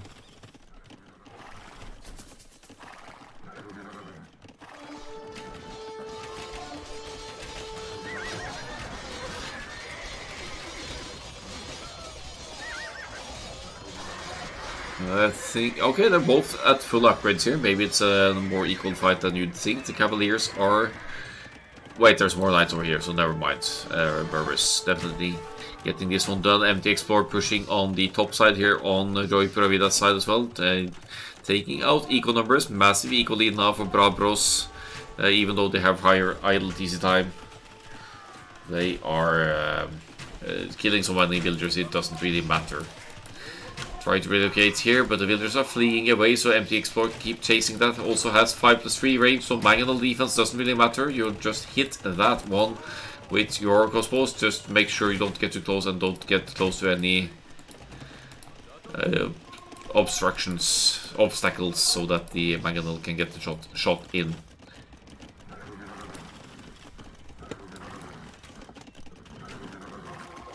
Now, mixed in some camels as well. That's probably going to be more efficient against the Burgundians, considering the Burgundians don't get bloodlines.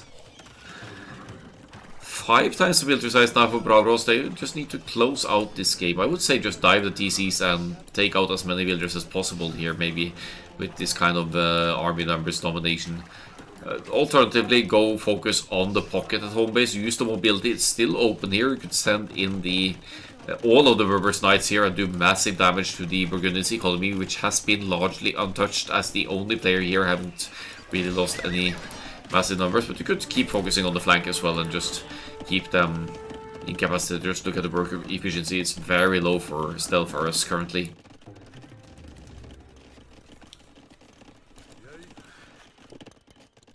Behind this, 90 villagers for MT Explorer, also researching Imperial Age, and as a result going to get an additional range immediately once reaching the next stage, and going to get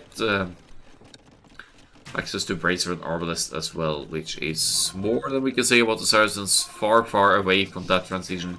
Britons technically could take out town centers as well, because they outrange them by a factor of 2 at this point. But MT Explorer is perfectly happy just sniping farms and upsetting economy as well. Timing of adding the camels from Red Clifford is good as well, because they cleaned up a lot of the ranged armies of the Plebiches, and the main concern for camels is that they don't have as much pierce armor as the knights do. Now back on the knights production. Maybe figured it was not as efficient to add camels after all.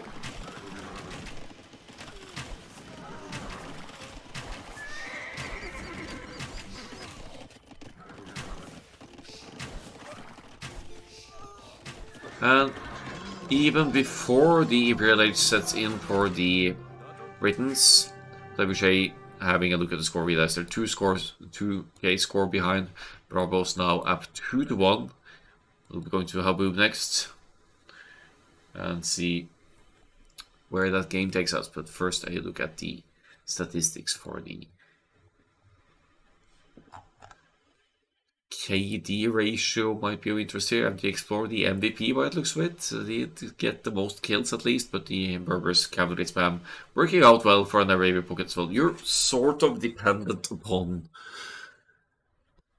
finishing the game earlier as the Berbers as an Arabia pocket, because if you're up against a good Paladin Civ,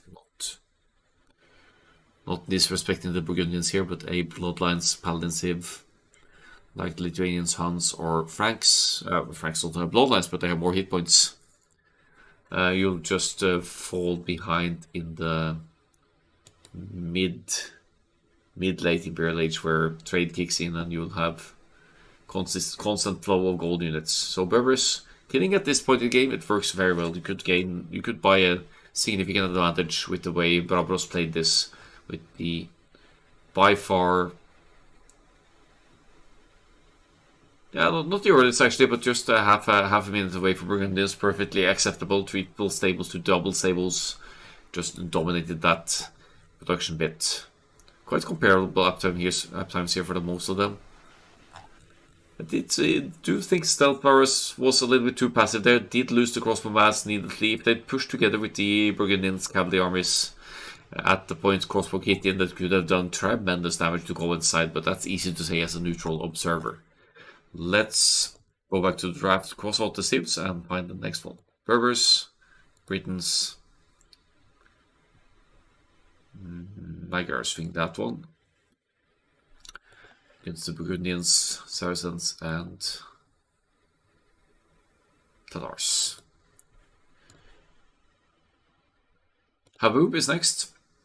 In which case I expect to see...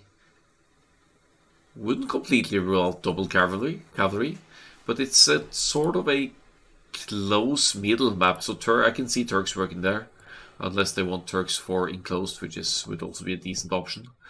I hideout-esque map. We would say goes from Khmer. Spanish, I think, is an enclosed map. So what if you say, for example, Hindustanis,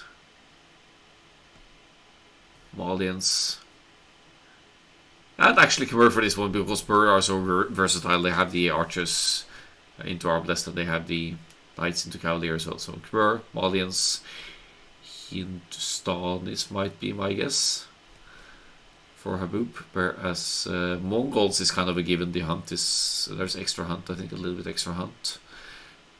Chinese, since they didn't use it for Arabia, and then probably Vietnamese, some powerhouse civs.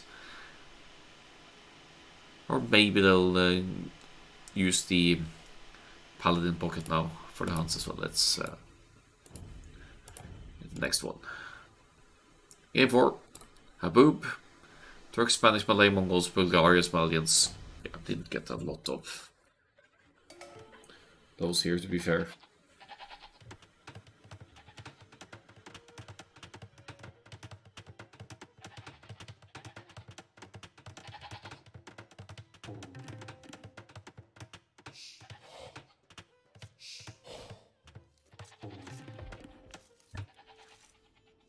Right.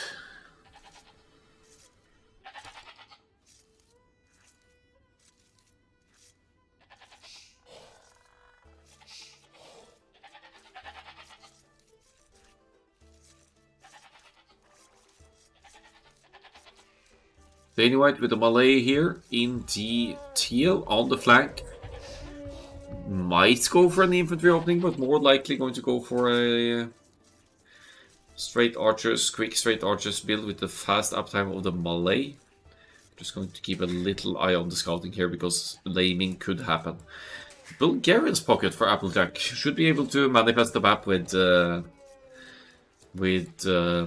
crab posts and castles, and research the unique technology stirrups, applying to the cavalier.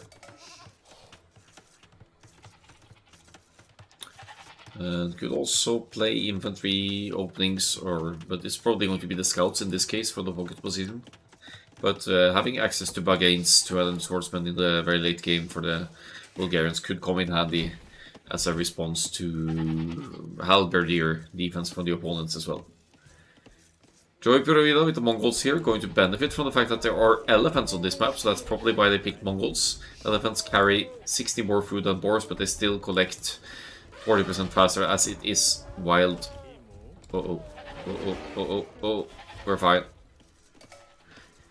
Collects 40% faster being the Mongols, so we could see a super fast 18 pop archers, maybe down to 17. If that's what Jory Puravila has in mind. Or just a healthier feudal age with an easier way to afford the eco upgrades while sustaining an archers forward. The Belgium with the Turks on the flank position here, not the most common flanks, but if you're able to get to some castles, some janissaries, that's a proper power unit. And the Turks scouts, they have Pierce armor, extra Pierce armor as well. So if you go for a double scouts play here for whatever reason, the Turks will withstand more taunts of their arrows, and it could be properly annoying against any ranged approaches.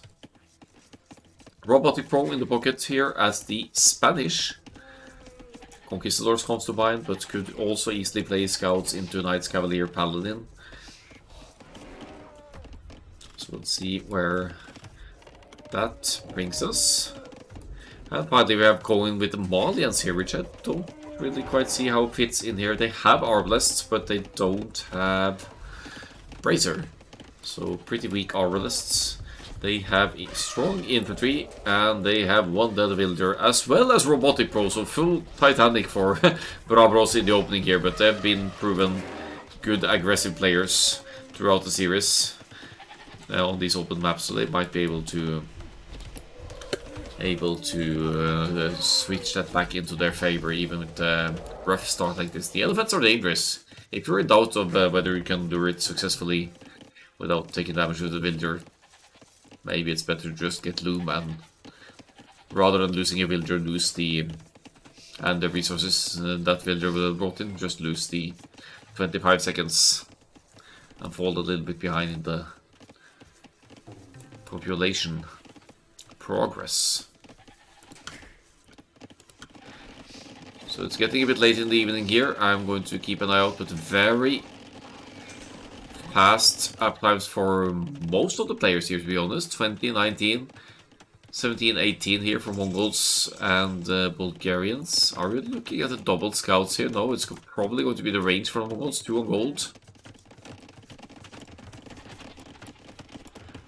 And Dynamite going to play the archers for sure as well. 3 to gold now.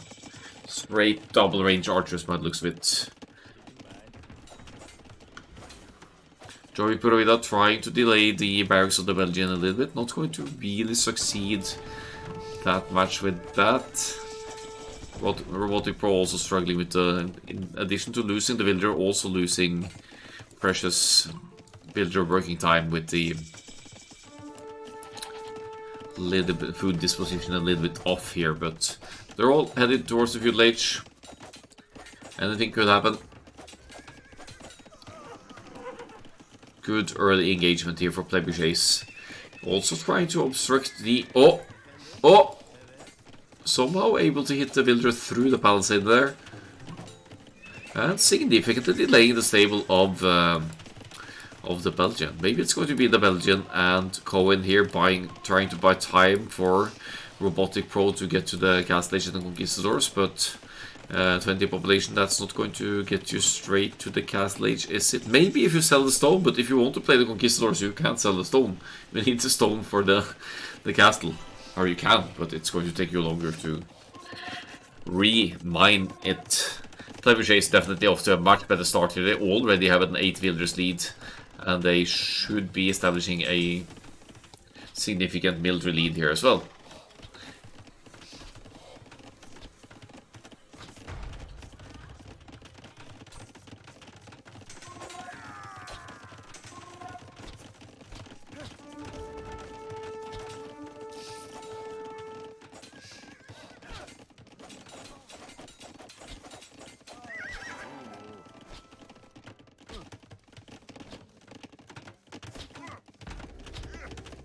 Tower defense for Cohen, the walls are complete, so the initial Malay aggression will need to take a detour here to be able to get into Cohen space. That's a long walk around, so very nice tower there on the gold behind the walls, so that the archers of the opponent can't camp it either.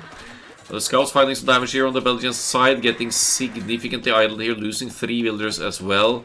Admittedly has some scouts of his own, so could eventually clean this up properly, and with that extra pierce armor for the Turks, they're also going to withstand more range damage from Joey Puravida's Mongols archers. Only 1 range producing for now, so the army production is going relatively slowly for the time being.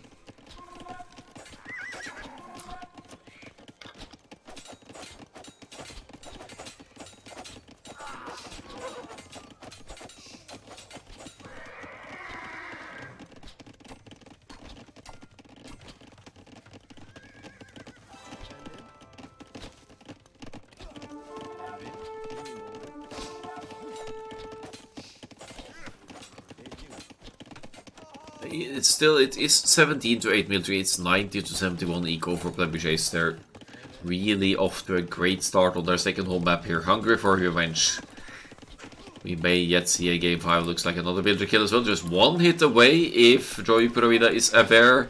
If he checks the hit points, there's one hit point. But the archer is going to go down to villager's aggression, and the Belgian saves that 1 HP villager. Archer's now taking a long way around, but in the meantime, Cohen has the time to drop a second range wall off the backside of the base, and the archer's just not going to be let in here. Could be an indication of an earlier castle age for the orange player as well. Has invested a little bit into army, but now just queuing some archers while extending the farming economy to prepare for the transition to the next stage.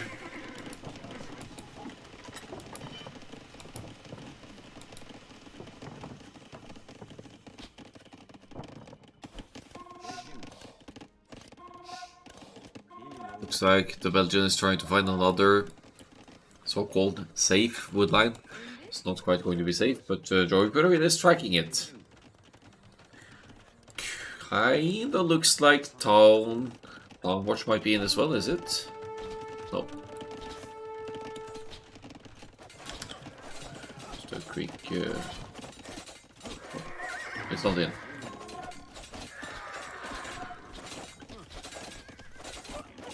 Spanish scouts now out and about as well, so Robotic Pro going double stable scouts here. It's going to be lots of scouts from Bravros here. Too bad the Turks scouts bonus is not a team bonus, or maybe it's a good thing it's not a team bonus. Woodline still exposed, even with the scouts joining in from the Spanish. No in blacksmith upgrades yet for those, and Joey Puravida guarding the gold of the Belgian, who has found a new home, so to speak, for the villagers over here. Oh, how did Daniel White get in there? It broke through the palisade opening, so actually Daniel White is going to get value here with this archers group. Could hit the woodline from this direction, just carefully avoiding the tower. Will struggle more to obstruct the gold access, but definitely getting some kills in here. 6 kills total. That's only military though. No villagers killed by this group just yet. No villagers killed at all by Daniel White thus far.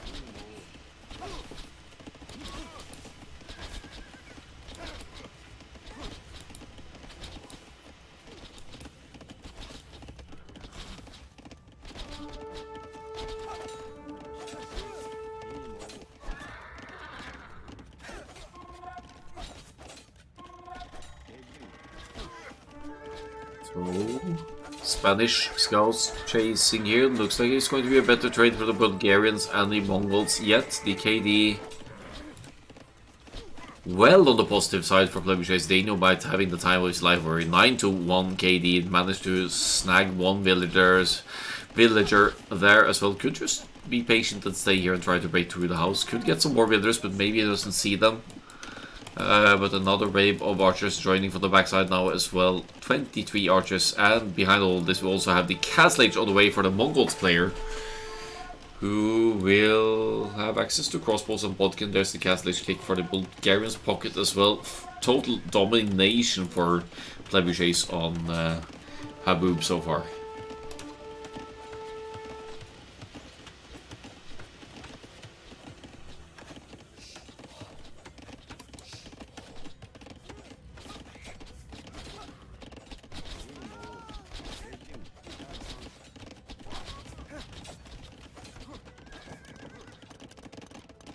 Scouts moving over, maybe to try to find a point of entry over here. Castage now in for the Mongols player. Crossbow, no, Bodkin at least coming in. I approve of Bodkin being researched first here. It's going to provide 1 extra range and more damage output. Once again, the woodland could be... I guess you could camp here and take out... Oh, she's still alive at 1 HP woman. How is she still alive? Anyway, Bodkin, crossbow now on the way as well. Could probably still stay on the hill here, snipe some villagers from this side. The Malay numbers being pulled back home because Castle Age is on the way. And we are...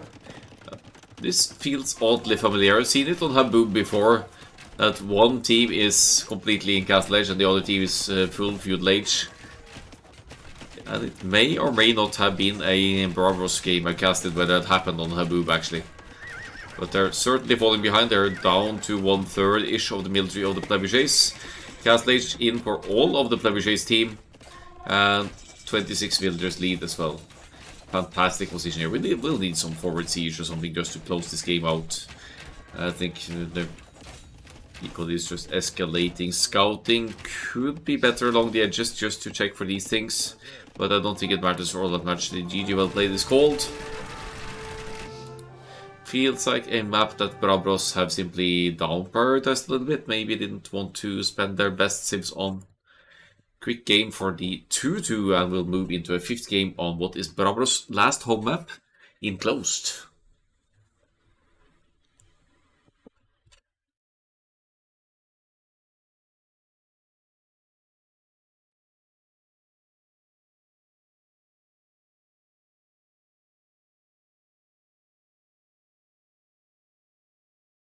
To be fair, not the best start for Brabros here either. They did lose villagers to elephants early on, and they're facing some very clever civ picks for this map for the kind of aggression that Trebuchets were going for. Yeah, makes sense. Use the worst civ for this map to save the best ones for Enclosed. That would make sense with Enclosed being a home.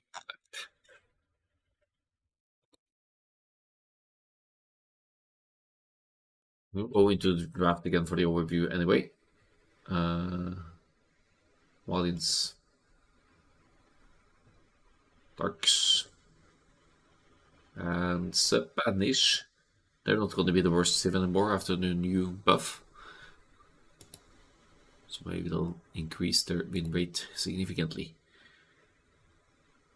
Alright, so for Enclosed we now have Chinese, Japanese, Huns, Vietnamese. Huns, that's a pocket that has to be a given. I think on the flanks we'll see Chinese, Vietnamese, but Japanese would be a decent runner-up for sure. Belgian, he's gonna play the Khmer pocket, I'm sure. No, Khmer flank, sorry. He's gonna play Khmer flank. And I wouldn't be too surprised to see...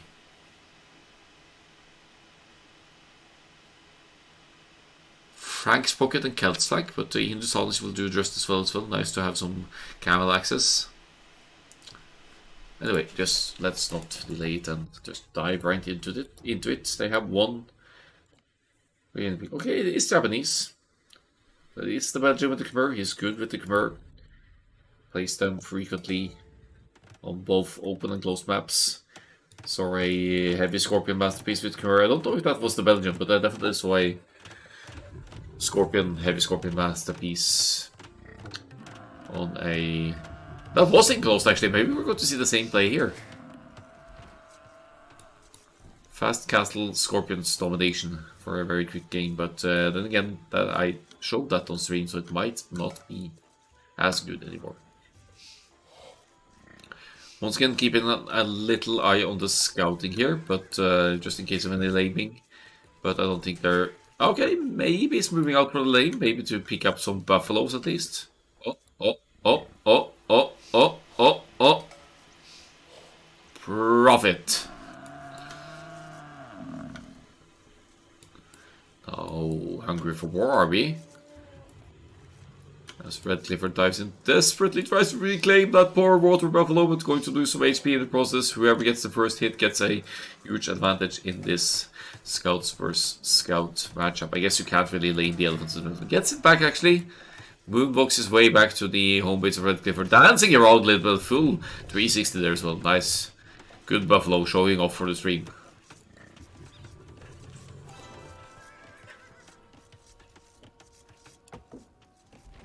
Sure what that's supposed to mean, but I'm just looking for the potential of creating a choke point through walling here, or just the fact that the main gold is in that particular location.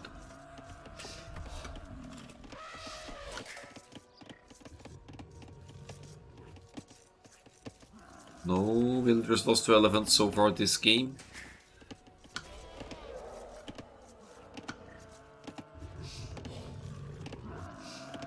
There's going to be some deer brushing pretty slow. This is like plays out almost a little bit like closed map in the sense that you could wall off and make a choke point, playing right into the Khmer's hands here. But you'll note that the Belgian goes relatively early with 2 to gold here. It has to be inspired, I think, by the God of the Godlesses build order for Arena that was introduced a good while ago with I think it's 19 or 20 pop straight Castle Age Scorpions with Khmer on the close maps, and then the Belgian is doing something similar but with slightly more economy behind it. Of course, it's still a super fast Castle Age if you can pull it off properly, and it's possible only in close because of the, I think it's 8 buffaloes total. You have 2 elephants and you could push in the hunt as well. And there should be, I mean, there's lots of berries on this map, doesn't really matter that much. That's probably why Red Clifford has Franks actually. To double up on that berries collection bonus. Joey Puravido with no less than 10 villagers scrambling at the barracks now means he is going for an infantry opening here. Really wanted that that barracks up, hasn't gone to gold yet. Maybe it's just for defense against any potential really early scouts here, but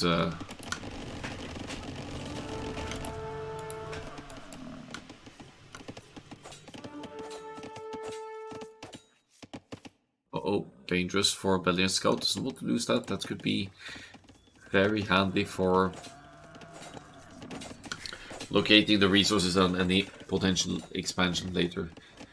Oh yes, the barracks is the second building, of course. Now I see it. Mill is dirt cheap for the Japanese though, so maybe that would have been faster.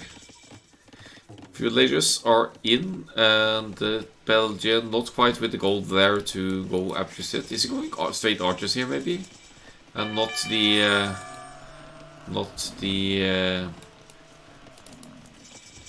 No, he has the resources. This is, I'm looking at the wrong color, maybe.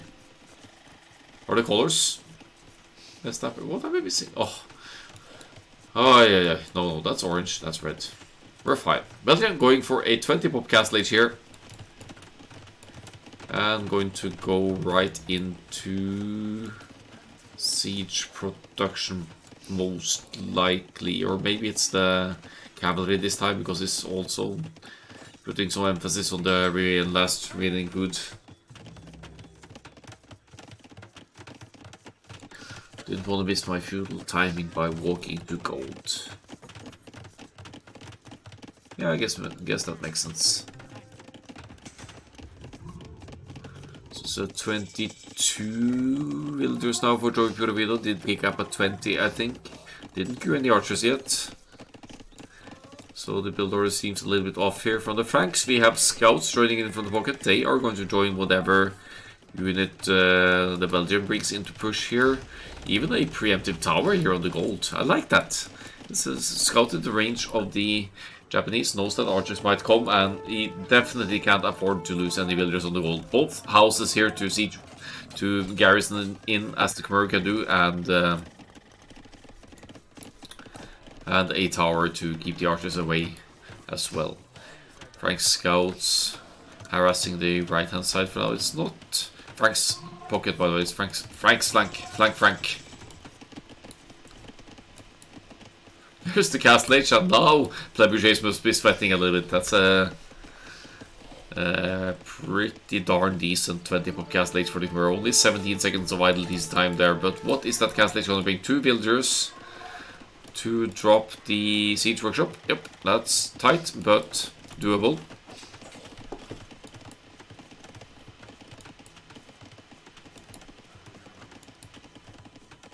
Oh, so that's why the archers production is delayed, yeah, because MT Explorer Scout was there to scare them away. 6 Frank Scouts to join in with the siege of the Khmer here now.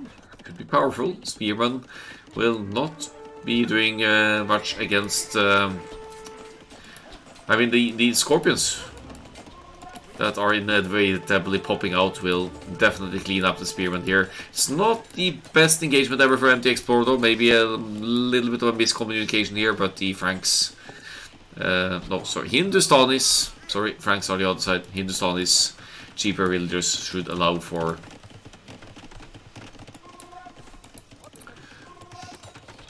easier replenishment of scouts with the cheaper villagers. At this point I need to realize that any more archers don't help. Yeah, maybe not with the 8 range Khmer Scorpions that work here against the puny 4+1 range Japanese archers, but it's easy to get tunnel vision, especially if you have something particular planned as well. Oh, villagers, where are you going, villagers?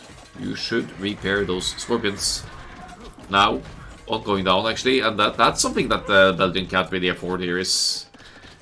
Yeah, it's on the berries, I guess, for some food income here, but that idle TC is going to creep up quickly, or even commits to a barracks now to react to the Han cavalry on the field here now. Han's bonus also producing cavalry 20% more quickly, so we'll easily be able to keep up in with, or to catch up with equal mass here.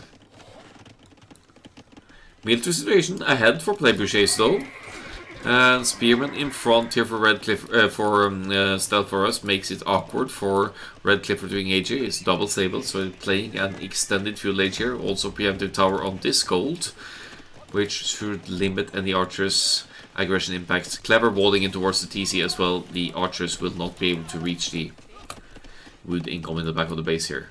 4 Scorpions now out, 5, and more in queue. Is it consistent though? It seems consistent enough.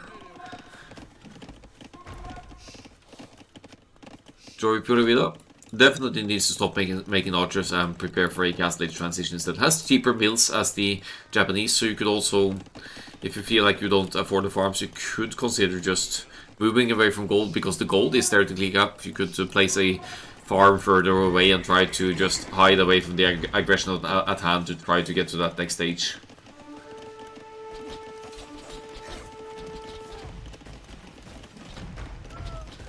We ever think that the counter to this would be double scouts, but the Belgian would go knights.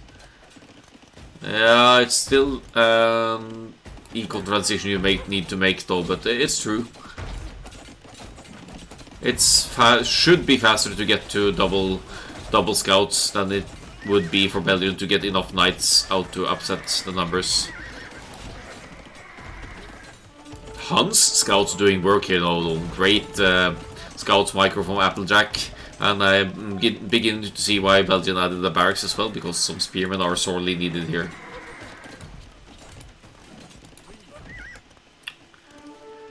Yeah, but on this map it's not that easy to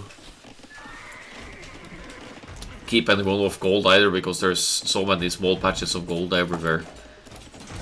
If you're going to keep the aggression away, you need to stay close to home, so you might not be able to. You'll need that scout's mobility at least to try and deny gold access around the map.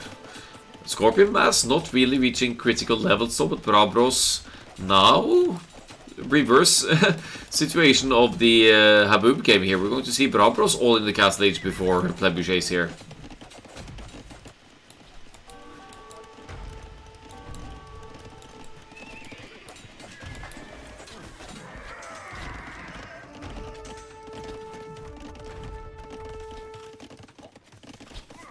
And the upgrades on the Hunting Scouts, yeah, +1/+1 and Bloodlines. So they're also more powerful than the Hindustani Scouts for now. They're +1/+1 but lacking Bloodlines. Scorpions never able to get to critical mass here, but the job has sort of been done as well, because both of the other players on Brabros, Team Brabros, have been able to creep up towards the Castle Age now. You could add light cab from the Hindustanis or camels probably, and then knights obviously from the Franks.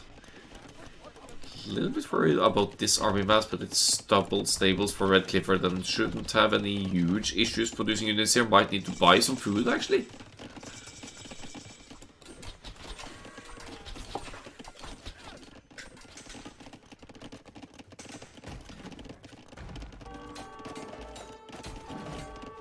Main priority seems to be keeping the Scorpion numbers low, which I agree with. But with Castle Age in, we'll be able to secure gold income with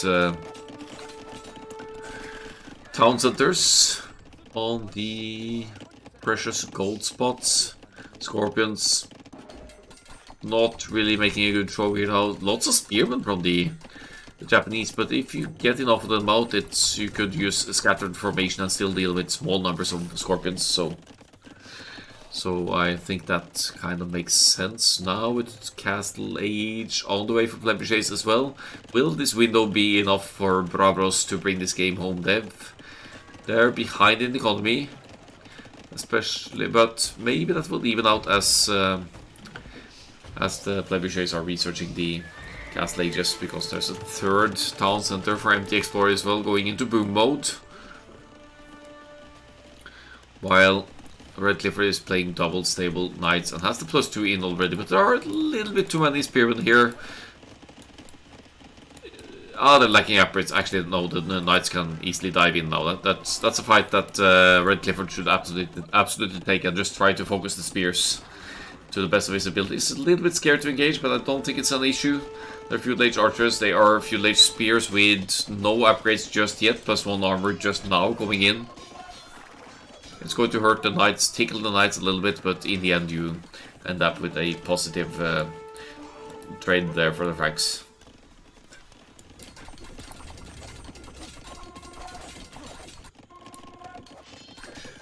Ten knights and counting for the Franks player. Seeding some more farms, has 11 on gold, so that should be enough to keep those two stables working. Consistent production there.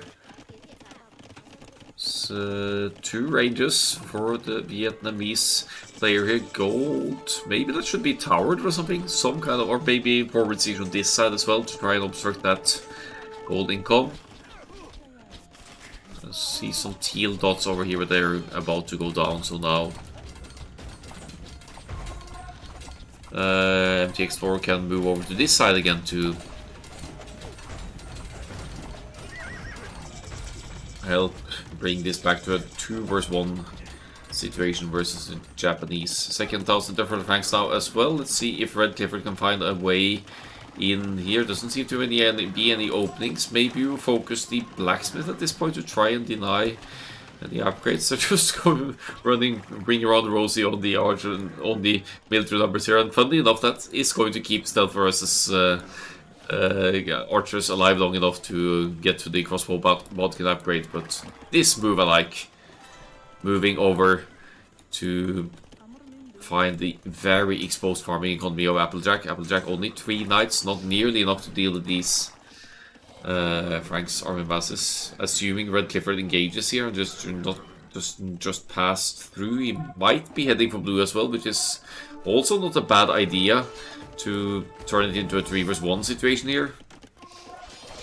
But you want to make sure your own pocket is in a better spot than yourself, right? So some great raiding efforts here from Red Clifford. That's going to obstruct the food income long term needed for Applejack to keep producing knights. And the food and gold is the food and gold is drained more quickly for the Huns as well because of that 20% bonus. So in that sense, it's not necessarily an advantage for the Huns right now. Crossbow mass, probably a little bit too large for the knights to engage here, but if they get us around, it might still be a possible trade. Hindustanis camels have bonus against buildings, so that's probably one of the reasons for the Hindustanis big pick here. It helps to take them out. Scorpion numbers joining in from back home here to increase the push. Is that a conversion, or did he actually go into Scorpions of his own? Joey could have either here. That has to be a conversion, I think. Converted the Scorpion. Also a sensible way to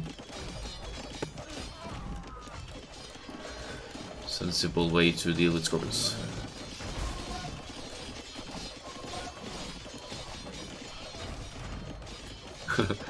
Oh, I missed your tragic mango micro. Really? You... Sounds like you were looking forward to seeing that. Second town center for Stealth here, keeping those crossbow numbers decently high. Has to supply pikes as well, though, to keep the ranks knights away. Maybe monks would have made more sense here, but the gold count isn't all that high. Only 6 on gold for the teal player, and the push is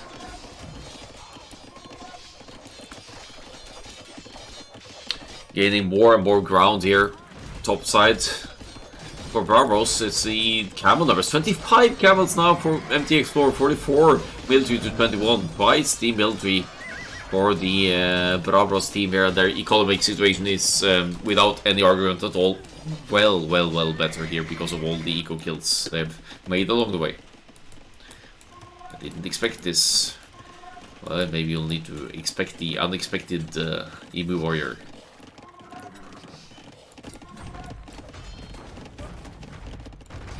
Trebuchets dominated the previous game on Haboob, but that leaves Barbaros with the last home map, so maybe this is playing right into how they wanted this set to play out, to save the best sims for their, by the looks of it, best home map.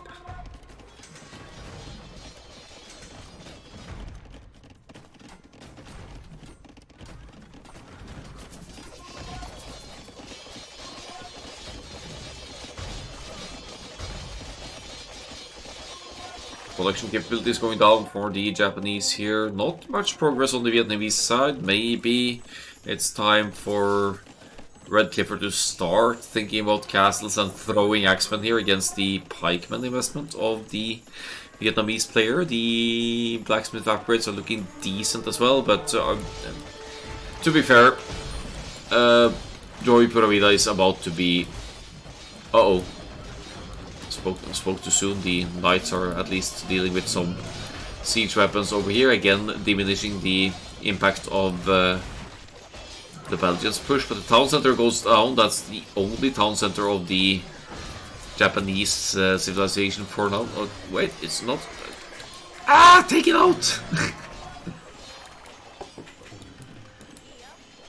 Just proud that we could win the 2 maps that we lost in the group stage. Yeah, that's good.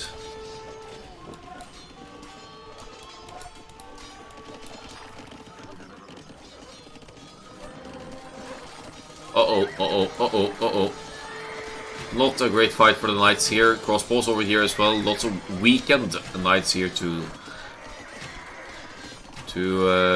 be taken out by crossbows. I guess Red Clifford comes out on top, but loses lots of knights in the process there. Goes for an aggressive forward castle here to limit stealth versus economic expansion. But all of these low hit points knights, they are... Yeah, that castle doesn't go up this time around, for sure. Imperial Age for the Hindustanis essentially left almost untouched the whole game. Only 1 villager lost. GG, well played, it's called.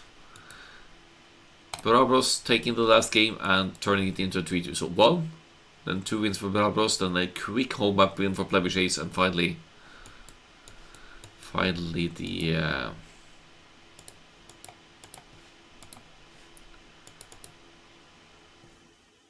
Game over. Finally, or is it a drop or something? No, it was GG. Why am I not going to get to see the end game screen here? Yeah, doesn't matter. Anyway, it says game over, and it pretty much is. Let's just browse through the stats here quickly, and I'll wrap it up and get some sleep.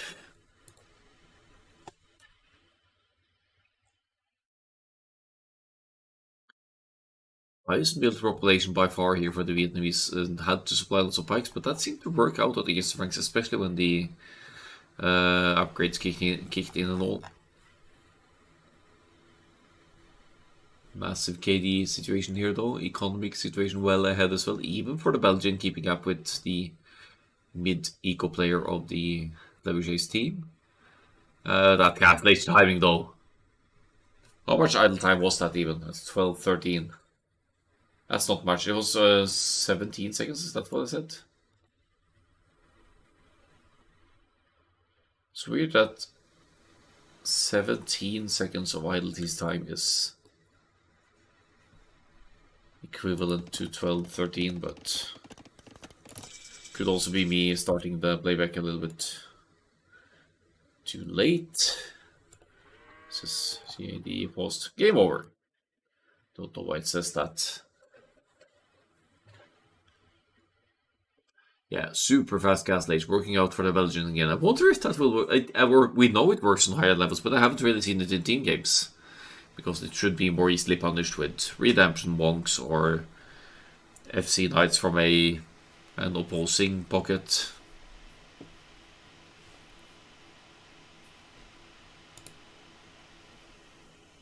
One of 5 villagers. Perfect time to end the game. It's not a conscious choice, Empty Explorer, to have exactly 105 villagers and then reach the Imperial Age into GG for the other team.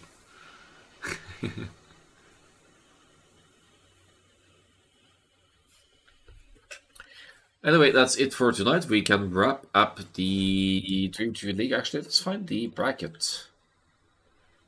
Because, okay, we can give them the win for enclosed as well. And for Haboob for Applejack's team. But we can close out this bracket as a 3-2 for Plebuchets. No, not Plebuchets, for Brabos. It's getting late. Bear with me.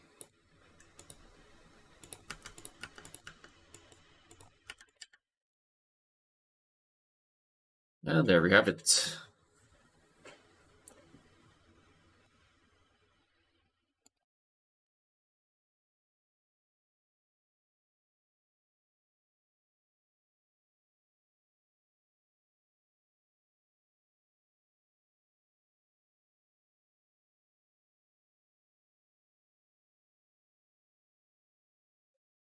Strong strategy for sure.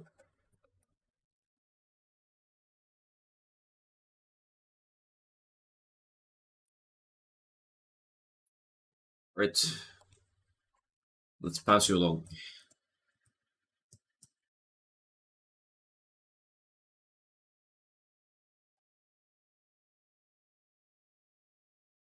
Hope to see you around some other time. GG and good night.